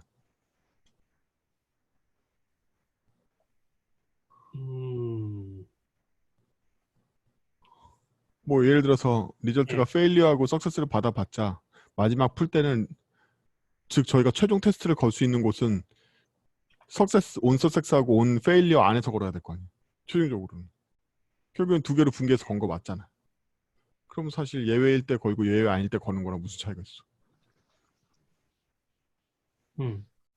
그렇게 아예 정말로 명확하거나 이걸 어떻게 설명해야 되지? 그게 여파가 계속 일어난다. 걔를 예, 감싼 애가 또 감싼 애가 감싼 애가 그 마지막 애를 테스트하기 힘들다. 예. 그게 하지만 테스트하기 그렇게 따지면 리절트를 결과를 예측하는 감싸서 게 너무 리절트를 리턴하는 애도 리절트로 다시 감쌀 때 자기만의 정책을 그 안에다 숨겨놨단 말이에요. 어떤 경우에 다시 리절트 페일리어로 보낼지 아니면 리절트 석세스 보낼지는 중간에 있는 파이프라인에서 지네들 다 숨겨놨단 말이지. 이 책에서 리절트 연세를 하고 있지만 우리가 마지막 받는 값이 리절트인 것 뿐이지 실제로는 각각 리절트 분기를 내부에 있는 파이프라인 애들 다 숨겨놨거든요. 그렇게 생각하면 얘가 왜 마지막 결과가 리절트 페일리어인지를 밝혀내는 건 스택을 다 따라가 보지 않으면 모른단 말이지. 어차피. 그래서 래퍼 타입이 더 유리하다고 생각하진 않는단 말이야. 그냥 제어 흐름상 꺼내기 전까지는 아무 문제도 안 생겼어. 라고 말하자면 파운데이션만 이렇게 칠해놓은 거지. 더 칠해놓은 거지. 풀 때, 즉 저희가 다인 테스트를 할 때는 마지막에는 풀잖아요. 테스트를 해야 되니까. 풀 때 일어났을 때 걔가 과연 리절트가 이렇게 왔는 걸 알 수가 있나? 왜 이렇게 왔는지? 그런 면에서 궁금하다는 거예요. 얘가 하면 테스트성이 더 좋아진다는 거에 잘 동감을 못하고 있는 거죠. 이거 현석님도 얘기해 주세요. 이거 뭐가 좋아지는 거야 대체? 좀 줄어든다고 주장하나요, 그 사람이? 이게 계속 주장하잖아요. 계속 주장하잖아. 래퍼 타입을 쓰면 테스트가 용이해진다고. 예외가 나오면 테스트성이 나빠져가지고 다 래퍼 타입을 써야 되고. 개선해. 그러니까 아까 재현님도 2단계까지만 해도 벌써 리절트를 감싸니까 함수형 기분이 나는데 뭐 이런 얘기 해주고 있었잖아.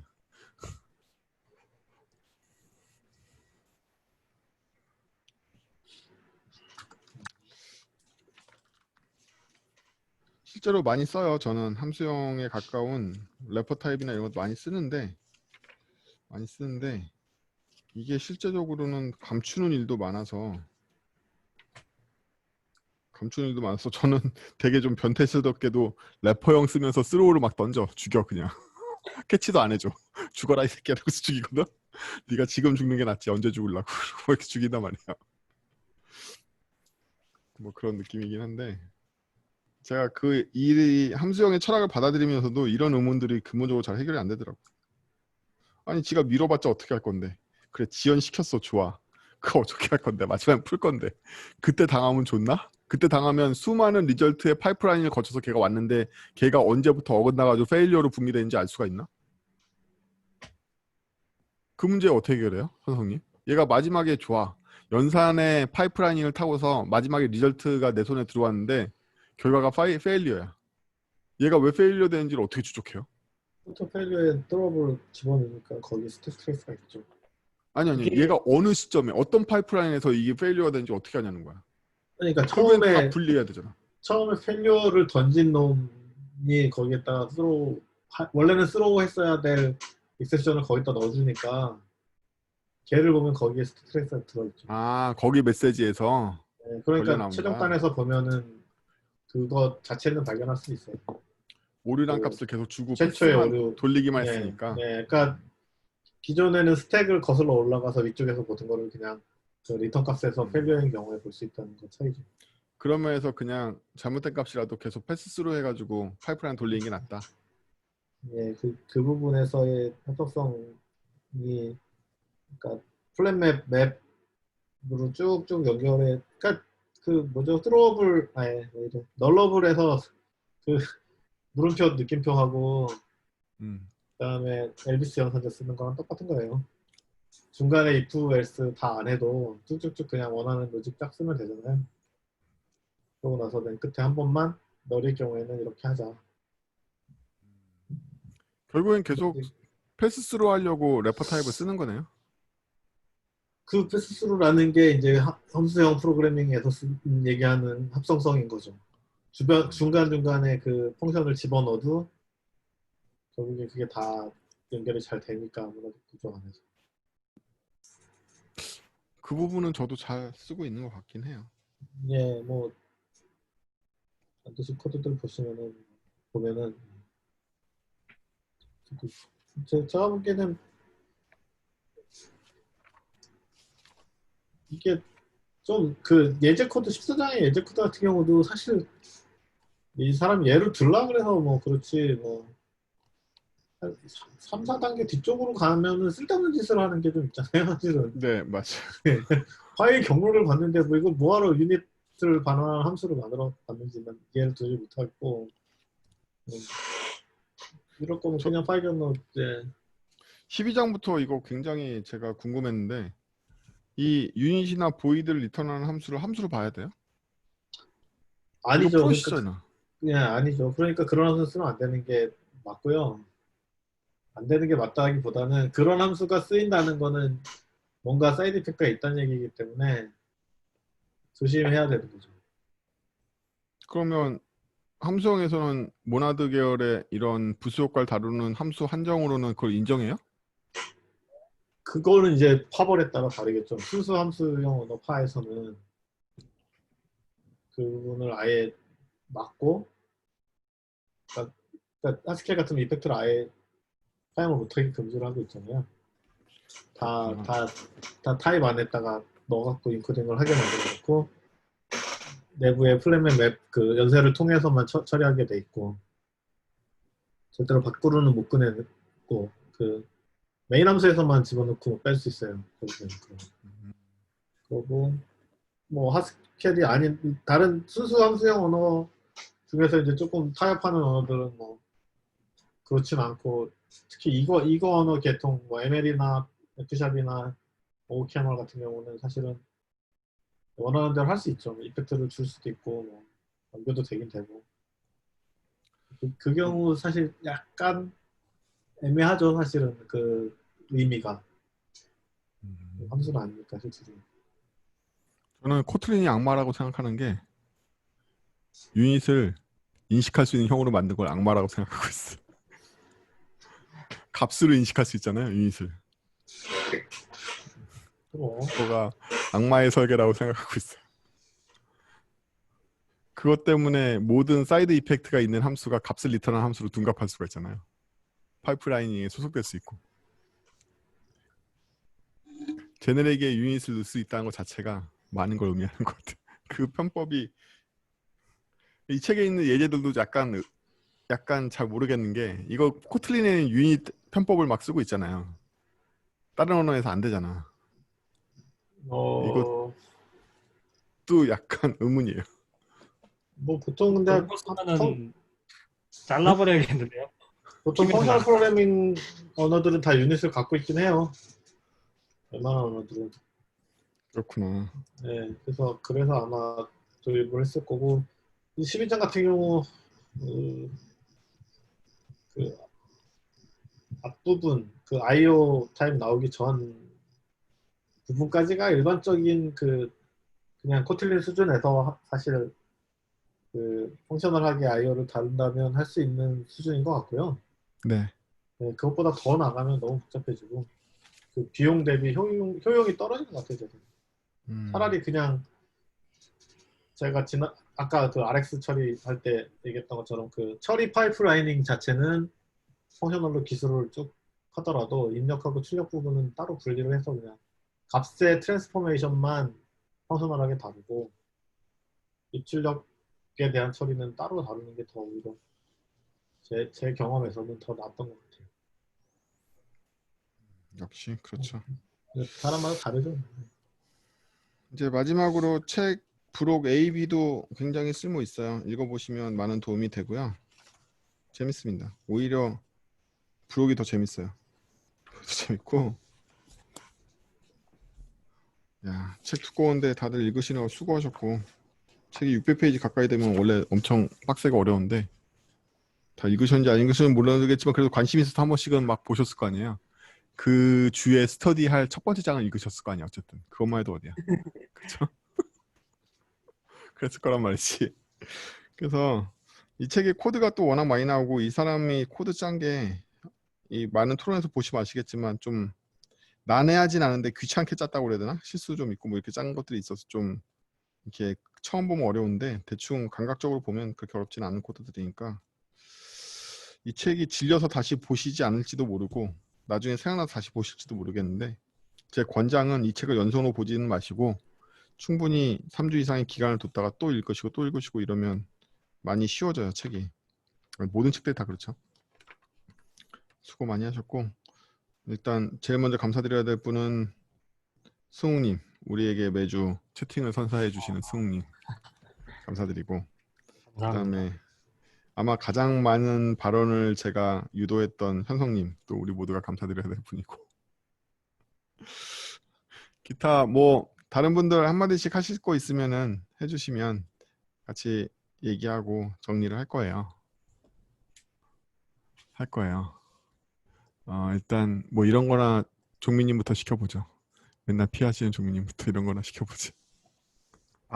피한다기보다는 이쪽으로의 학습이 뭔가 제가 잘못됐구나. 난 분명히 클로저를 통해서 FP를 공부한 사람이라고 생각을 했는데 이렇게까지 차이가 지나 뭐 이런 생각을 했고 그다음에 이 스터디를 이제 이런 방식으로 하는 게 저한테 이제 되게 낯설어서 적응하기가 아직까지 적응이 좀 안 되는 것 같고요. FP에 대한 약발이 좀 떨어져서 폴 그레이엄의 해커 하가부터 다시 읽어야 되겠다. 약발 좀 다시 받아야 되겠다. 이런 생각을 좀 하고 있습니다. 감사합니다. 윤성님 많은 채팅을 올려주셔서 윤성님한테도 소감을 듣죠. 저는 이제 공부하다 보면 항상 혼자 할 때 너무 그 물어보기도 어렵고 그런데 이제 되게 어려운 주제를 많은 분들의 이렇게 인사이트를 얻을 수 있어서 너무 감사한 기회였고 또 책을 써주신 책을 번역해 주신 현성님께도 감사드립니다. 다음 책도 기대하겠습니다. 그리고 우리 매주 고생해주고 이벤트 만들어주고 있는 태연이가 있죠. 총무 태연이한테도 소감을 한마디 들어보겠습니다. 일단 제가 항상 이벤트를 좀 더 빨리 만들었어야 했는데 만들 때 생각해 보면은 지금부터 읽으면 너무 시간이 없을 것 같은데 하면서 또 막상 그 전주에 바로 만들기를 못해서 약간 운영이 약간 미흡하지 않았나 그런 점은 좀 죄송하고 그 스터디 하는 내내는 제가 다른 분들 얘기도 듣고 책 보면서 많은 걸 느껴가지고 이게 저는 스위프트를 하지만 또 코틀리안 다른 것도 있고 또 함수형 프로그래밍으로 전 회사에서는 함수형 프로그래밍으로 이제 코딩도 해봤는데 제대로 이해를 못하면서 했다는 거를 이렇게 지금 책을 읽으면서 점점 느꼈었어요. 그러면서 많은 거를 일깨워 주셔서 여기 같이 참여하신 모든 분들께 감사드리고 다들 그러니까 뭐 이끌어 주신 분들도 그렇지만 같이 함께 하면서 질문해 주신 분들 때문에 이게 잘 진행한 것 같아서 너무 다들 고맙고 앞으로 또 다른 스터디에서 또 만났으면 좋겠습니다. 감사합니다. 수고했어. 태연이 당분간 제 총무할 거라서 아무 스터디나 저랑 같이 하시면 만나게 될 가능성이 되게 높아요. 백 사장님 무려 한 번밖에 안 빠지신 백 사장님. 백 사장님은요 오너시기 때문에 엄청 이 스터디를 참가하신 게 어려우신 분이에요. 이 시간에 했는데 무슨 소리냐? 이 시간에 맨날 출장 가 있고 막 고객 접대하고 있고 막 룸스랑 가 있고 이런단 룸스랑 안 가나? 어쨌든 그런단 말이지. 백 사장님도 소감 한마디. 네. 이번 스터디의 목표가 중도 탈락 만 피하자였는데 뭐 달성된 것 같아서 기분이 좋은 면이 있고요. 예, 반대로 제가 보통 책을 볼 때 책 디테일한 건 몰라도 뭔가 이 책에서 뭘 얘기하고자 한다라는 어떤 큰 그림은 항상 잡고 갔는데 이 책은 좀 그것도 좀 약간 이 책을 읽기 전보다는 나아진 것 같은데 그럼에도 불구하고 약간 안개 속인 것 같아서 조금 아쉬운 부분이 있습니다. 뭐 그래도 기존에 알던 함수형 프로그래밍이랑 거에서 한 발짝 더 내딘 것 같아서 너무 좋고요. 뭐 스터디 만들어주신 맹 대표님이나 번역해주신 현성님한테 감사드리고 싶습니다. 이상입니다. 고맙습니다. 시현성님 카페인데 괜찮으세요? 마이크 켜도 되나? 네네. 혹시 시끄럽진 않으시나요? 괜찮아요.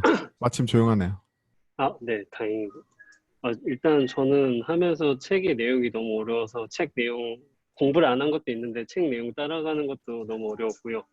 근데 좋았던 거는 그래도 많은 사람들의 생각을 들을 수 있어서 좀 좋았습니다. 그리고 개인적으로 또 궁금한 거를 따로 이렇게 물어보기도 했었는데 답변 잘 해주셔서 감사합니다. 수고하셨습니다. 네. 상고님한테도 마이크를 돌려보죠. 예, 저는 지금 대학원에서 잠깐 근무를 하고 있거든요. 근데 지금 대학원이 하스켈을 계속 쓰거든요. 우근 교수님이 하스켈 책을 쓰시고 하시다 보니까 피치 못할 사정에 의해서 하스켈 배워서 어떻게든 코틀린으로 한번 넘겨보려고 살짝 참가했어요. 저희 연구실 전체를. 지옥 같아서요, 하스켈이. 그래서 저희 우길 네. 교수님이라고 하셨어요? 네. 저희 랩 선배인데. 예. 그래서 그 교수님이 제 지도 교수님이라서 하스켈을 쓰세요. 그래서 지옥 같은 걸 좀 벗어나 보려고 참가했는데 이 책으로 애들을 한번 잘 꼬셔볼 수 있지 않을까 하는 큰 야망을 품게 되었습니다. 덕분에 재밌는 거 잘 배워서 되게 감사드립니다. 감사합니다. 아니 제가 알기로 상고님 원래 C샤파 아니셨어요? 저 아닙니다. 10년째 자바만 먹고 살고 있어요. 그렇구나. 네. 알겠습니다. 수고하셨습니다. 감사합니다. 인태님도 한마디 하셔야죠. 이번 스터디는 유난히 조용하셨어요. 공부 많이 안 하셨나? 많이 하셨을 텐데. 좀 공부하다가 그냥 저 주화인마에 빠진 것 같아요. 그 앞에부터 이제 보면서 코드를 다 구현해 보려고 그 연습 문제 처음부터 이게 다 보지 말고 풀라고 돼 있어서 안 보고 풀려고 그냥 그 고집 부리다가 좀 계속 진도도 놓치고 이해도 잘 안 되고 그렇게 된 것 같아요. 풀어보니까 풀면서 재미는 있고 뭐 해볼 만하다고 생각하는데 시간이 절대적으로 부족하다는 느낌이었고요. 그러면서도 계속 이거 하다 보니까 좀 욕심은 생기더라고요. 이제 실무에서 하면서 이제 불만 느꼈던 부분들 자꾸 적용해 보려고 그러는데 그런 게 그렇게 쉬울 것 같지는 않고 아무튼 또 그 옆에 대화 나오는 거 보면서 또 많이 배웠고요. 진짜 그 현성님이나 뭐 다른 분들 또 항상 또 맹 대표님도 이제 그런 어떤 통찰 같은 거 보여주시고 해가지고 그런 부분들도 읽다가 좀 헷갈렸던 부분들 이게 그런 식으로 좀 볼 수도 있겠구나 하면서 좀 뒤늦게 좀 깨닫게 된 것 같고 이제 얘기하신 대로 3주 지나서 다시 보고 하면은 좀 도움은 될 것 같은데 그렇다고 책의 모든 내용이 실무에 쓰일 수 있을 것 같진 않아요. 아직까지 드는 생각으로는. 저는 이 책에서 딱 한 장만 골라서 추천드리면 전에도 말씀드렸지만 9장은 외우셔야 돼요. 이 책에서 딴 건 다 필요 없고 9장은 외우셔야 돼요. 9장은 영원히 사용됩니다. 영원히. 고급 프로그램에서 영원히 사용돼요. 비동기, 동기, 블로킹, 넘블로킹 할 거 없어. 무조건 9장은 사용돼요. 9장을 잘하냐 못하냐 뭐냐. 이거의 문제인 거죠. 그래서 이 책 전체에서 딱 한 장이라면 9장. 9장만 마스터하셔도 됩니다. 9장 의외로 이해 못하는 엔지니어들도 많아요. 맞아요. 저희 팀에서 써보면은 왜 지연 처리하냐고 저한테 항상 물어보거든요. 그냥 저는 그 맨 마지막에 코스트를 다 몰아주려고 해서 쓰는 거다라고 얘기를 안 하고 그냥 룩스쿨이라 그래요. 그냥 있어 보이잖아 함수형도 쓰면은 그렇게 얘기하는데 사실 지연연산이 그걸 의도하는 게 더 큰데 그걸 이해 못하는 동료들이 많아요. 특히 자바만 쓰고 코틀린 잘 못 쓰는 그렇죠. 예, 루키들이나 아니면은 아직 자바 쪽에 생각이 얽매 있는 친구들이 되게 그걸 거부감을 느껴요. 맞아요. 안 그러면 너무 많은 CPU를 낭비하게 돼요. 구장은 반드시 익히셔야 돼요. 어떤 언어 패러다임을 쓰셔도 상관없어요. 이 구장의 기법은 반드시 기법상으로 왜 그런지 원리를 파악해서 어떤 언어에 어떤 패러다임에도 적용할 수 있게 하셔야 돼요. 원리는 되게 간단해요. 우리가 지연시킬 수 있는 방법은 세 가지밖에 없다. 연산 지연, if 지연, 아니면 함수 지연밖에 없다. 함수에 넣어서 지연시켜야지. 이 간단한 건데 근데 이걸 제기를 이용해서 얘가 지연되는데 걔가 지연될 걸 얘한테 지연으로 넣어 놓을 거야. 이거잖아요. 이걸 난 끝없이 할 거야. 이건데 이것만 잘하시면 돼요. 사실 이 책 전체에서 저는 함수형에서 가장 높게 필요한 스킬, 이 함수형이 가르치는 것 중에 하나는 제기를 통해서 끊없는 지연을 시키는 걸 안정적으로 처리할 수 있다는 거예요. 전에 말씀드리지만 이거 제기로 처리하지 않으면 끝없는 어떤 처리를 되게 안정적으로 하기가 어렵잖아요. 컴퓨터한테 시켜야지 마지막까지 해줄 거 아니야. 컴퓨터가 해야지. 근데 포문의 문제는 이터레이션이라는 거예요. 후기하다 말고 또 얘기하고 있다. 그러니까 여러분들 컴퓨터 루프가 두 가지 종류가 있어요. 리커전이 있고 이터레이션이 있단 말이에요. 이터레이션은 똑같은 걸 반복하거든요. 근데 리커전은 반복 주기 한 번 돌 때마다 상황을 다시 재평가한단 말이에요. 제기함수는 대표적으로 리커전이란 말이에요. 갈 때 다시 상황을 재평가해. 하지만 포문은 그 포문 안에 있는 몸체가 하나잖아요. 이게 이터레이션이냐면 무슨 짓을 해도 이거 하나밖에 안 늘거든. 근데 우리가 다이나믹 알고리즘 짜도 그렇고 컴퓨터의 대부분 어려운 문제들은 이 한 턴이 지날 때마다 상황이 동적으로 바뀐단 말이죠. 이거에 대응해서 계속 처리를 해야 돼. 여러분들이 익혀야 되는 루프는 이터레이션이 아니라 리커전인 거예요. 리커전을 처리하는 방법은 한 번 루프 돌 때마다 동적으로 평가하고 그 다음번에 이걸 더 할지 말지 다른 걸 할지 말지 뭐 이렇게 결정하는 루프란 말이죠. 그걸 처리하는 방법이 함수형이 아니라 이런 제기함수 호출인 셈인 거고 그 리커전 처리 속에서 내가 원하는 분기로 타고 내려가니까 트리도 만들 수 있는 거고 리스트도 만들 수 있는 거고 거기에 더해서 레이지 처리로 내가 하고 싶은 일을 계속 함수로 감싸서 이뤄 놓을 수도 있는 거고 뭐 이런 그러니까 앞에 9장 이전까지는 다 9장을 위한 블록이라고 해야 되나 결국엔 우리가 안정적인 리커전을 구현할 수 있는 기법을 만든 다음에 리커전을 통해서 하고 싶은 건 지연 연산인 거죠. 그래서 제가 전에 말씀드렸지만 9구단을 제기함수로 짜봐 이러면 대부분 사람들이 할 수 있단 말이에요. 그러면 하노이 탑을 제기해서 루프로 바꿔봐 이러면 갑자기 어려워지기 시작하죠. 근데 더 나아가서 제이슨 파서를 제기로 짜봐 정도가 되시면 아 나는 이제 제기함수는 자유롭구나 이렇게 생각하셔도 돼요. 실무 수준에서 자유롭다는 건 너 제이슨 파서를 완전히 제기로만 짜봐 이렇게 했을 때 잘 짜면 아 난 이제 좀 자유로워 이렇게 생각할 수 있죠. 그러면 바로 뭘 시킨다? 그럼 제이슨 스트링 파일도 제기로 짜볼래? 시킨단 말이지 바로.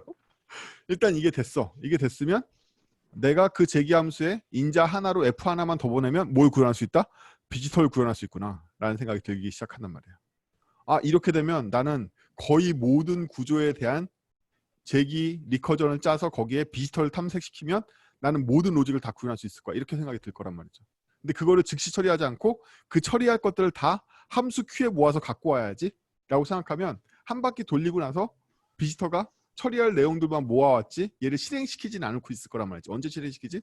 쓰고 싶을 때 실행시키면 된다는 거죠. 그리고 다음에 또 부르면 그 다음부터 캐시지. 그죠? 아무튼 이게 돼야 돼. 이게 안 되면 계속 괴로워. 여러분들 중급 이상의 어려운 그런 로직을 짤 때 이게 안 되면 계속 괴로워. 자기 거는 계속 CPU 100% 때리고 있고 중간에 죽어버리고 막 이런단 말이에요. 아무튼 이게 안 되면 괴로워요. 이게 돼야 돼. 여러분들이 쓰시는 코어 프레임워크들은 다 이걸 구현해 놨어요. 내부에. 이 중앙 처리의 라이프 사이클 관리자나 이런 건 다 구현돼 있단 말이에요. 이게.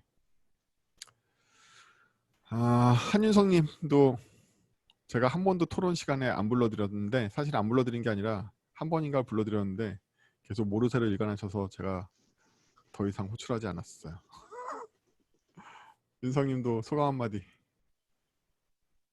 네, 되게 재밌었고요. 저는 함수형 프로그래밍에 대해서 정확히 어떻게 얘기해야 될지 잘 몰랐었는데 이 책에서는 되게 일관성 있게 안전한 프로그래밍을 만들기 위해서다라고 얘기하는 것 같아서 그게 되게 와닿았던 것 같고 아쉬웠던 거는 되게 구현체들을 되게 너무 저는 되게 어렵게 다가왔던 것 같아요. 그래서 이 정도 쓸 거면 하스케 쓰지라는 생각이 계속 들어가지고 그런 부분이 좀 하스케 되게 할 줄 아세요? 아쉬웠던 것 같아요. 아니요, 그 조금 공부해봤는데 네. 그래서 계속 고민했던 것 같아요. 이미 하스케 같은 경우는 구현체들이 다 있고 패턴 매칭도 되게 풍부하게 표현해주고 뭐 그런 것들이 있어서 이걸 굳이 왜 코스틀리드로? 뭐 이런 느낌? 근데 JVM 때문에 또 그건 아니긴 한데 그래서 저는 되게 그 구현체들을 학습하는 게 되게 어려웠던 것 같아요. 저는. 근데 어쨌든 책에서 말하려고 했던 그 의도 자체는 이해한 것 같아서 되게 의미 있는 시간이었습니다. 감사합니다. 종이님.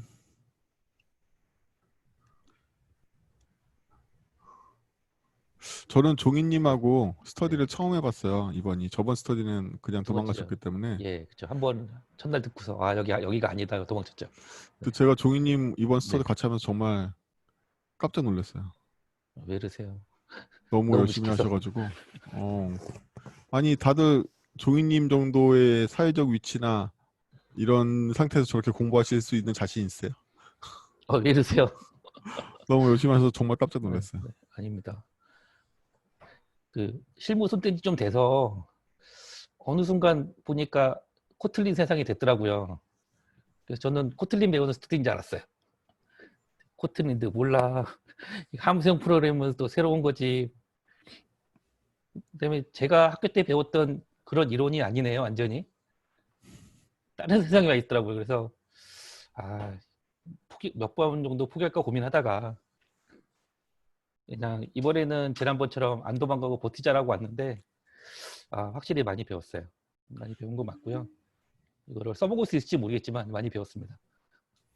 잘못하면 제 직원들이 힘들어지겠죠, 이제. 종이님 요즘에 실제로 이제- 코드 안 만지시잖아요. 그쵸. 코드 논 지 좀 됐죠. 코드를 아예 놓지는 않고요. 그 데브옵스 쪽으로 코드를 만들고 있어요, 계속. 데브옵스 아무도 안 무슨 코드 하니까. 짜세요? 테라폼 같은 거 쓰세요? 못 쓰세요? 아니요, 그러니까 파이썬도 쓰고 배시도 쓰고 노드도 쓰고 뭐 때에 따라서 필요한 거 네. 다 갖다 쓰고 있어요. 그렇구나. 네, 그래서 코틀린만 안 쓰고 있어요. 그쵸. 네. 데브옵스 쪽은 JVM 잘 안 쓰니까. 네, 그래서 요즘에 직원들 보면서 직원들이 코틀린 안 쓰니까 볼 때마다 혀를 차고 있거든요. 네. 힘들어질 것 같아요, 직원들이. 부작용이 좀 생겼습니다. 네. 그리고 좀 더 시간이 많이 있었으면 공부를 많이 했겠다라고 했는데 저 혼자 딜레마가 빠진 게 그거거든요. 이게 회사에 사건 사고가 진짜 많아요. 그러면 내가 사건 사고를 해결해야 돼, 이 책을 읽어야 돼, 매일매일 진짜 번뇌를 했거든요. 그래서 요즘에도 이제 2명 연달아 퇴사하면서 그 사람들 나가지 말라고 면담하는 것 시간 엄청 뺏기고. 나가는 사람 잡으면 소용없어요. 아까 잡는다기보다는 잡아주는 게 예의라고 생각했어요. 그렇구나. 예. 그래도 나가잖아요. 너무 그러니까 나가는데 쿨하게 내보내면 서운하잖아요. 그래요? 예. 필사적으로 잡아줘야지 내가 이 회사에서 그냥 뭔가 가치가 있었다 느끼니까. 그런 것들, 그다음에 이제 그 계열사 대표들하고 정치하는 것들 시간 많이 뺏겼어요. 그래서 사실은 좀 죄송했어요. 그 앞에는 한 4번 정도 읽었는데 네. 그 뒤로 갈수록 2번, 1번밖에 못 읽으니까 못 따라가겠더라고요. 그래서 사실 너무 죄송했어요. 죄송 안 하셔도 돼요. 한 번도 안 읽은 사람이 더 많아요. 아니, 다 많이 알고 계시던데 뭐. 그래서 맹 대표님 처음 스터디 했는데 정말 많이 배웠고요. 네, 감사했습니다. 네. 수웅님도 한마디 하셔야지. 우리의 스폰서 수웅님.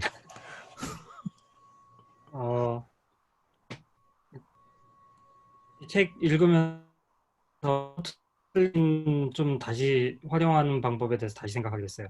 다른 책들은 되게 기초 책들이어가지고 그냥 책 처음부터 끝까지 읽어봐도 그냥 제가 아는 내용들이었거든요. 근데 이 책은 좀 더 거기 한 단계 앞서 나가는 한 번 더 앞으로 이렇게 스텝을 해주는 그런 책이라 가지고 다른 책들보다 책이 좋았어요. 그 점에서.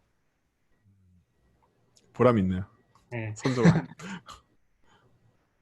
저도 이 책을 선정한 게 이게 참 제가 근데 모집할 때 분명히 여러분들 다 경고 드렸어요. 이거 입문책 아니라고.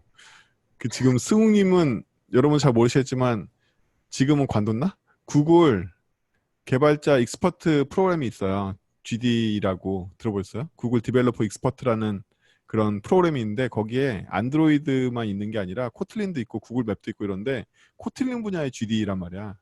저런 사람이 나 이 책은 다른 책보다 볼만한 것 같아 이렇게 얘기했으니까 여러분들한테는 지옥의 난이도인 거잖아요. 불난이도인 거잖아.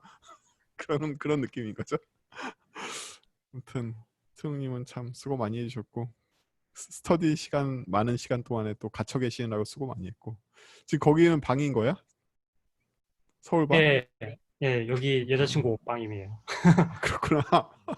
딱히 숙소 없이 그냥 여자친구네 있구나. 언제 들어갈 수 있어요? 저요? 이번 주 토요일 신청했는데 그것도 떨어져서 다다음 주 네. 수요일로 신청했어요. 그렇구나. 예. 계속 원격 근무로 하고 있는 거죠? 예, 어차피 오피스 폐쇄 상태라 가지고 어차피 그래요? 돌아가지도 못해요. 떨어져요? 돌아가면 또 14일 격리예요? 예, 돌아가면 14일 격리요. 지금 싱가포르이 지금 외국인 입국을 그냥 아예 막고 있어요. 그 거주자라도 네. 한 명씩 한 명씩 다 심사해서 입국시키는 곳 있어가지고. 그렇구나. 자, 희영님하고도 또 얘기해 볼까요? 끝까지 남아 계시는 희영님. 네, 제가 제일 잘하는 게 오래 남는 건데 저 코틀린은 코틀린은 코드 푸는 거에서 그런 거에서 코틀린 언어로 굳이 해가지고 코틀린 사이트 가가지고 제가 필요한 기능 있는 함수를 뒤져서 짜보는 식으로 그런 식으로 공부해 본 게 다였거든요. 책은 읽을 틈이 없었고 그러고 나서 이걸 보는데 그때 썼던 검색하면서 봤던 구조라든지 상상하면서 썼던 그 알고리즘 구현하기 같은 호출했던 그 함수들이 내부가 어떻게 구현이 될 수 있었는지 이 책을 보면서 배울 수 있었던 것 같아요. 함수형 언어에 대한 개념을 잡는 거, 그 다음에 얘네들을 쓸 수 있는 거. 솔직히 코틀린 언어를 배운 게 아니라 함수형 언어를 그냥 배운 것 같았어요. 솔직히 코틀린보다는 함수형 언어가 무엇인지를 배울 수 있는 좋은 시간이었던 것 같아요. 스터디 자체에 대한 불만이나 개선점이나 아니요. 저를 개선해야 될 것 같아요. 감사합니다. 송정우님도 한마디 해주세요. 네. 저도 이제 코틀린 스터디는 되게 오랜만에 참석을 해봤어요. 근데 사실은 그동안 프로덕션에 한 번도 사용을 안 해봤다가 이번에 이제 새로 프로젝트 하면서 코틀린을 사용을 하기로 결정을 했거든요. 그러면서 조금 도움이 될 수 있을까 싶어가지고 참석을 했는데 솔직히 말씀드리자면은 저 이거 따라가는데도 굉장히 힘들었던 것 같아요. 저는 사실은 되게 생소한 개념들도 많이 있고, 그러니까 그동안 어떻게 보면은 함수형 스타일의 여러 가지들을 접했던 적은 있었지만 사실은 이렇게 깊이 용어부터 해가지고 좀 수학적인 사고를 하는 것 자체를 해본 적이 많이 없었는데 이걸 통해 가지고 이런 것들이 되게 많이 필요하겠구나라는 걸 많이 느껴가지고 사실은 이 책을 공부하면서 따라하기가 굉장히 힘들긴 했지만 흥미가 좀 많이 생긴 것 같아요. 앞으로 조금 이쪽으로 함수형 프로그래밍 쪽으로 좀 더 공부를 해보면은 좋겠구나라는 생각을 해가지고 아마 이번에 당장 이거를 가지고 저희 지금 사용하고 있는 새로운 프로젝트의 프로덕션에 뭔가 활용할 수 있겠거나 이런 거는 아니긴 하지만 흥미롭게 계속 함수형 프로그래밍 공부를 할 수 있게 될 것 같아요. 그래가지고 지금 감사합니다. 네, 모두 감사드립니다. 그렇구나. 프로덕션에 저희는 코틀린을 엄청 써요. 엄청 쓰는 이유가 멀티데이 플랫폼 랭귀지잖아요. 코틀린이. 네, 그래서 제 입장에서는 이것저것 유지 보수하기가 귀찮기 때문에 그냥 다 코틀린으로 다 갈아치워서 쳐발라 버렸거든요. 그게 좀 편해서 코틀린을 쓰는 게 있고요. 많이 쓰다 보니까 코틀린이 이게 마이너 패치만 해도 언어가 많이 바뀌어요. 그래서 코틀린 네. 도입하시면 이제 그 살 떨리는 경험을 하시게 돼요. 3.7이었네, 3.73이 됐네 이러면 아무 변화도 없어야 되잖아요. 두려워.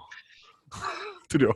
컴파일이 안 돼. 약간 걱정이 되기는 해요. 저희가 지금 팀원들이 아무도 사실 코틀린을 프로덕션에다가 해본 적이 경험이 없었거든요. 그런데 하고 있어가지고 지금 살짝 말씀해 주셨던 부분에서 걱정이 되긴 하더라고요. 뭔가 트러블 슈팅이나 이런 것들을 원활하게 빠른 시간에 하지 못할 것 같다라는 불안감이 조금 있긴 해요. 그렇죠. 못해요. 못한다고 네. 생각하시면 돼요. 그렇구나. 재현님 아직 얘기 안 하시죠? 재현님도 얘기해 주세요. 저는 일단 이 제 생각에 스터디 재현님이 제일 열심히 공부하지 않았을까? 그런 건 아닌데, 하여튼 스터디 하기 전에도 이게 FP에 관심을 두고는 있었는데 그 전에는 이제 혼자서 계속 프로덕션에도 써보려고 하고 회사에도 이제 그 코드도 작성해보고 했는데 이제 저는 쫄병이다 보니까 그 FP라던가 다른 자바가 아닌 다른 언어를 쓰는 거를 거부감을 많이 느끼시더라고요, 다른 분들이. 그래가지고 이제 도입을 한 두세 번 시도했었는데 두 군데 회사에서 근데 다 무산됐었고요. 그리고 이제 FP에 관심이 이제 계속 있어서 이번에도 신청하고 공부를 쭉 해 나가면서 든 생각은 지금 FP를 이제 공부해야 되는 게 아니고 아직도 내가 부족한 OOP를 좀 더 공부를 해야 되는 게 아닌가라는 생각이 많이 들었어요. 그 여태까지는 책이나 뭐 인터넷으로 배운 걸 써보자라는 생각을 했었다면은 이번 스터디에서는 이제 다 실무에서 써본 경험도 말씀해 주시고 뭐 그런 실제적인 FP에 대한 이야기를 많이 해주셔서 이게 뭐 나 혼자 한다고 되는 것도 아니고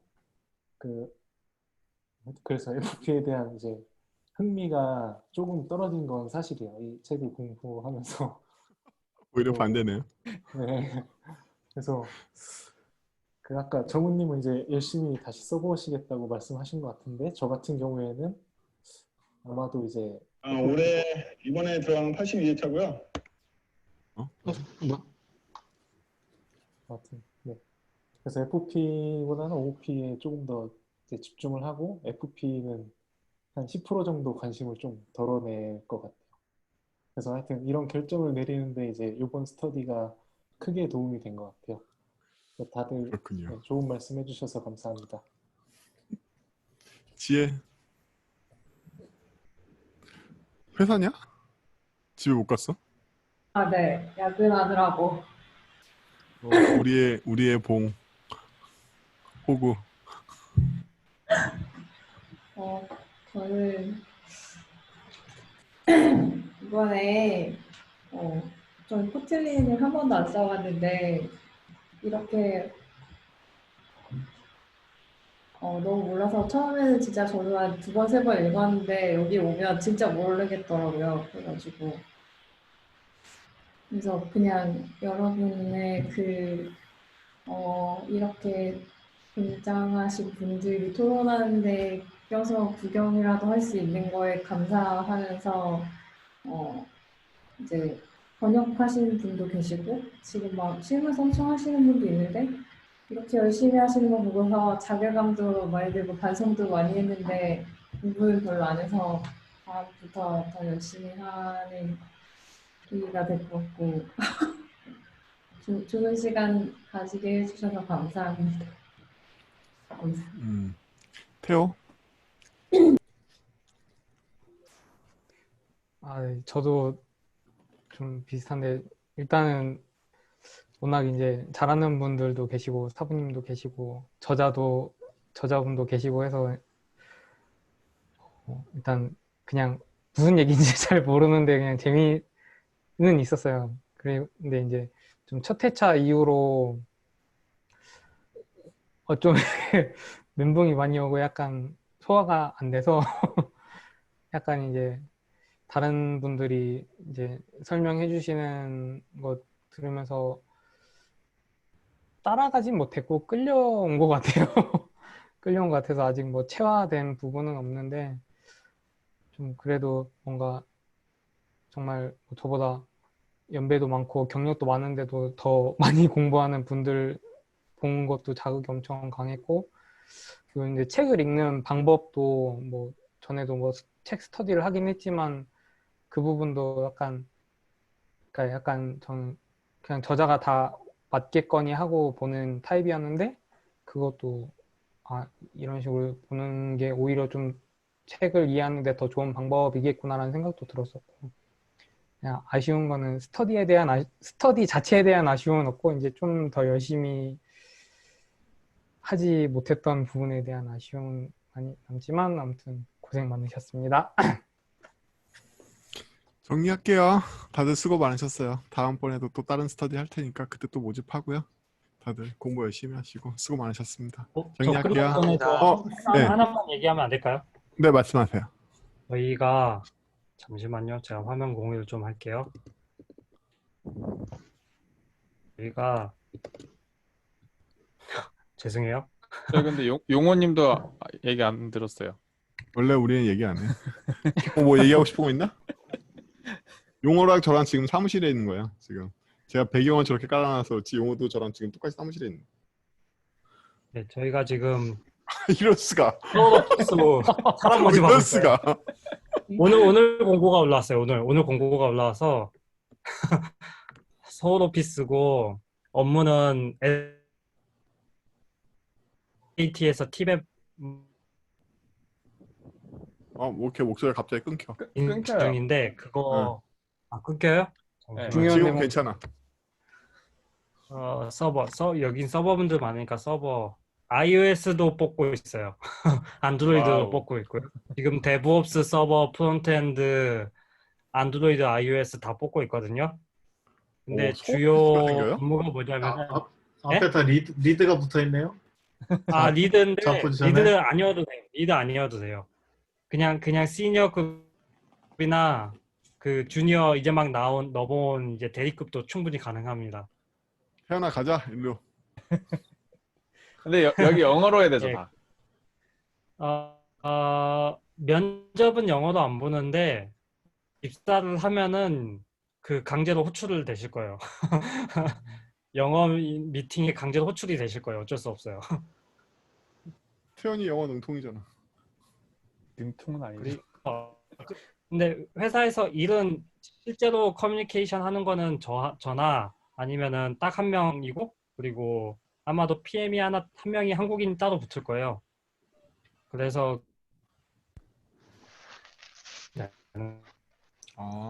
그럼 수웅이 이번에 온 게 부담 가지지 마시고 주변 서울 분들한테 오피스 좀 매니저 알려주세요. 하려고 온 거예요? 수웅님 이번에 온 게? 아니야. 전 서울 오피스 싫어요. 저는 SKT 코드 손대고 싶지도 않아요. 그렇구나. 이거 얘기해 주면 안 되나? 예, 그래서 어쨌든 저희가 내비게이션 툴용 엔지니어도 뽑고 있어요. 네. 데브옵스, 서버, 프론트엔드, 그다음에 모바일 엔지니어, 안드로이드, iOS 각각 이렇게 뽑고 있습니다. 주변에 많은 홍보 부탁드리고요.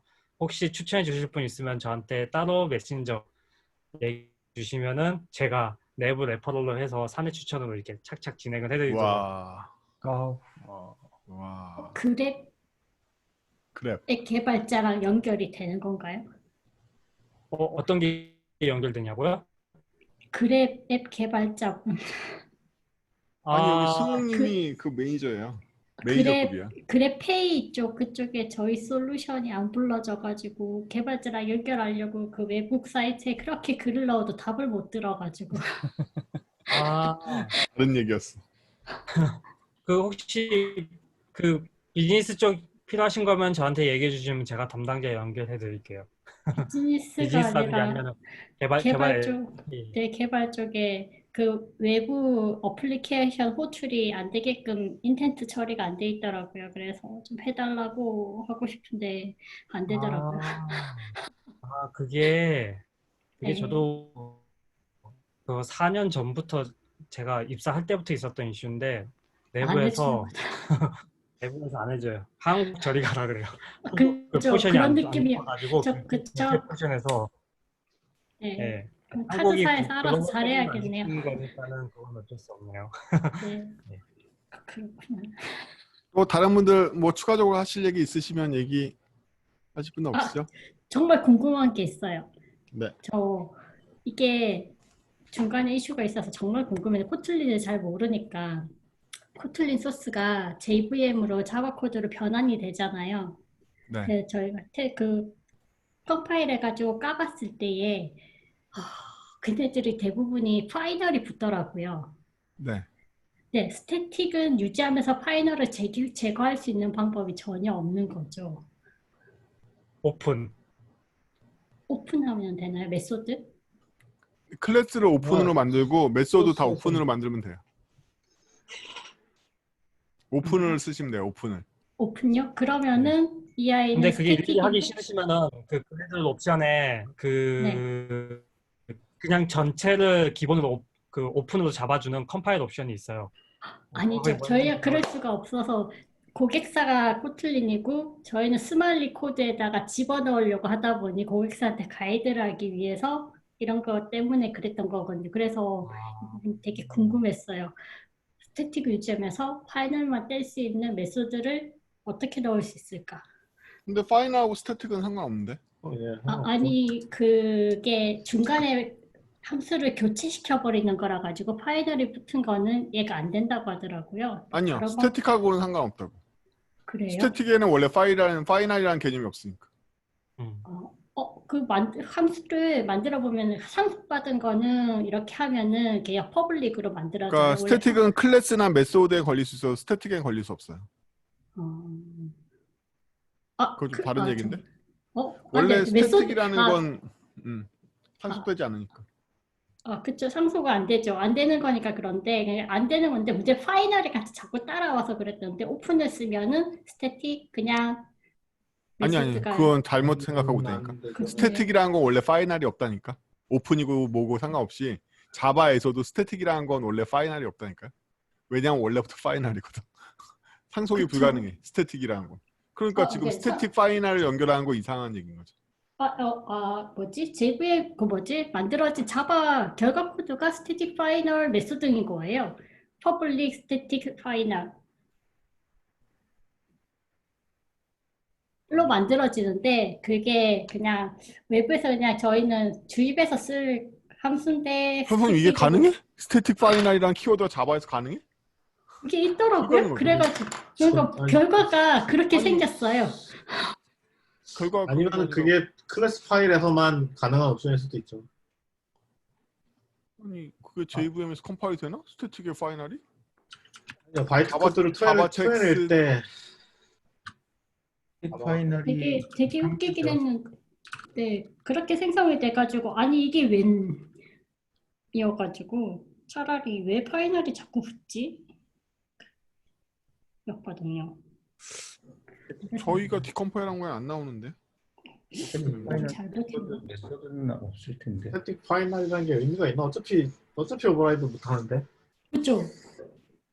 오버라이드 할 게 아니라 나중에 스마일리에서 그쪽 부분에 그 옵션 그 함수 소스 부분을 치환시켜 버릴 거라고 상관없었어요. 근데 문제 파이널이 붙어 있는 함수는 치환시키면은 동작이 안 되는 문제가 있어가지고 궁금했어요. 혹시나 그냥 단순하게 파이널을 뺄 수 있는 방법이 있는지. 아니 그게 아니라 제 얘기는 JVM 레벨에서 스태틱 파이널이라는 게 존재를 하긴 해요?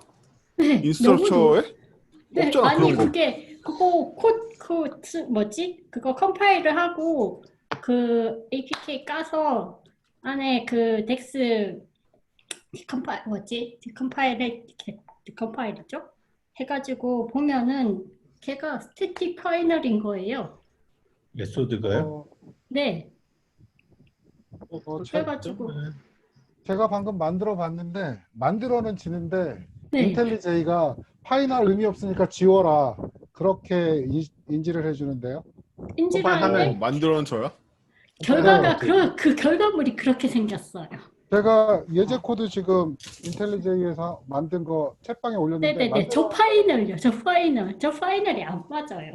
네, 근데 파이널에 표시되면서 아 이거 필요 없는 건데 왜 붙였냐 인텔리제이가 빨리 지워라 그렇게 근데 저게 붙어있으면 뭐가 안 된다고?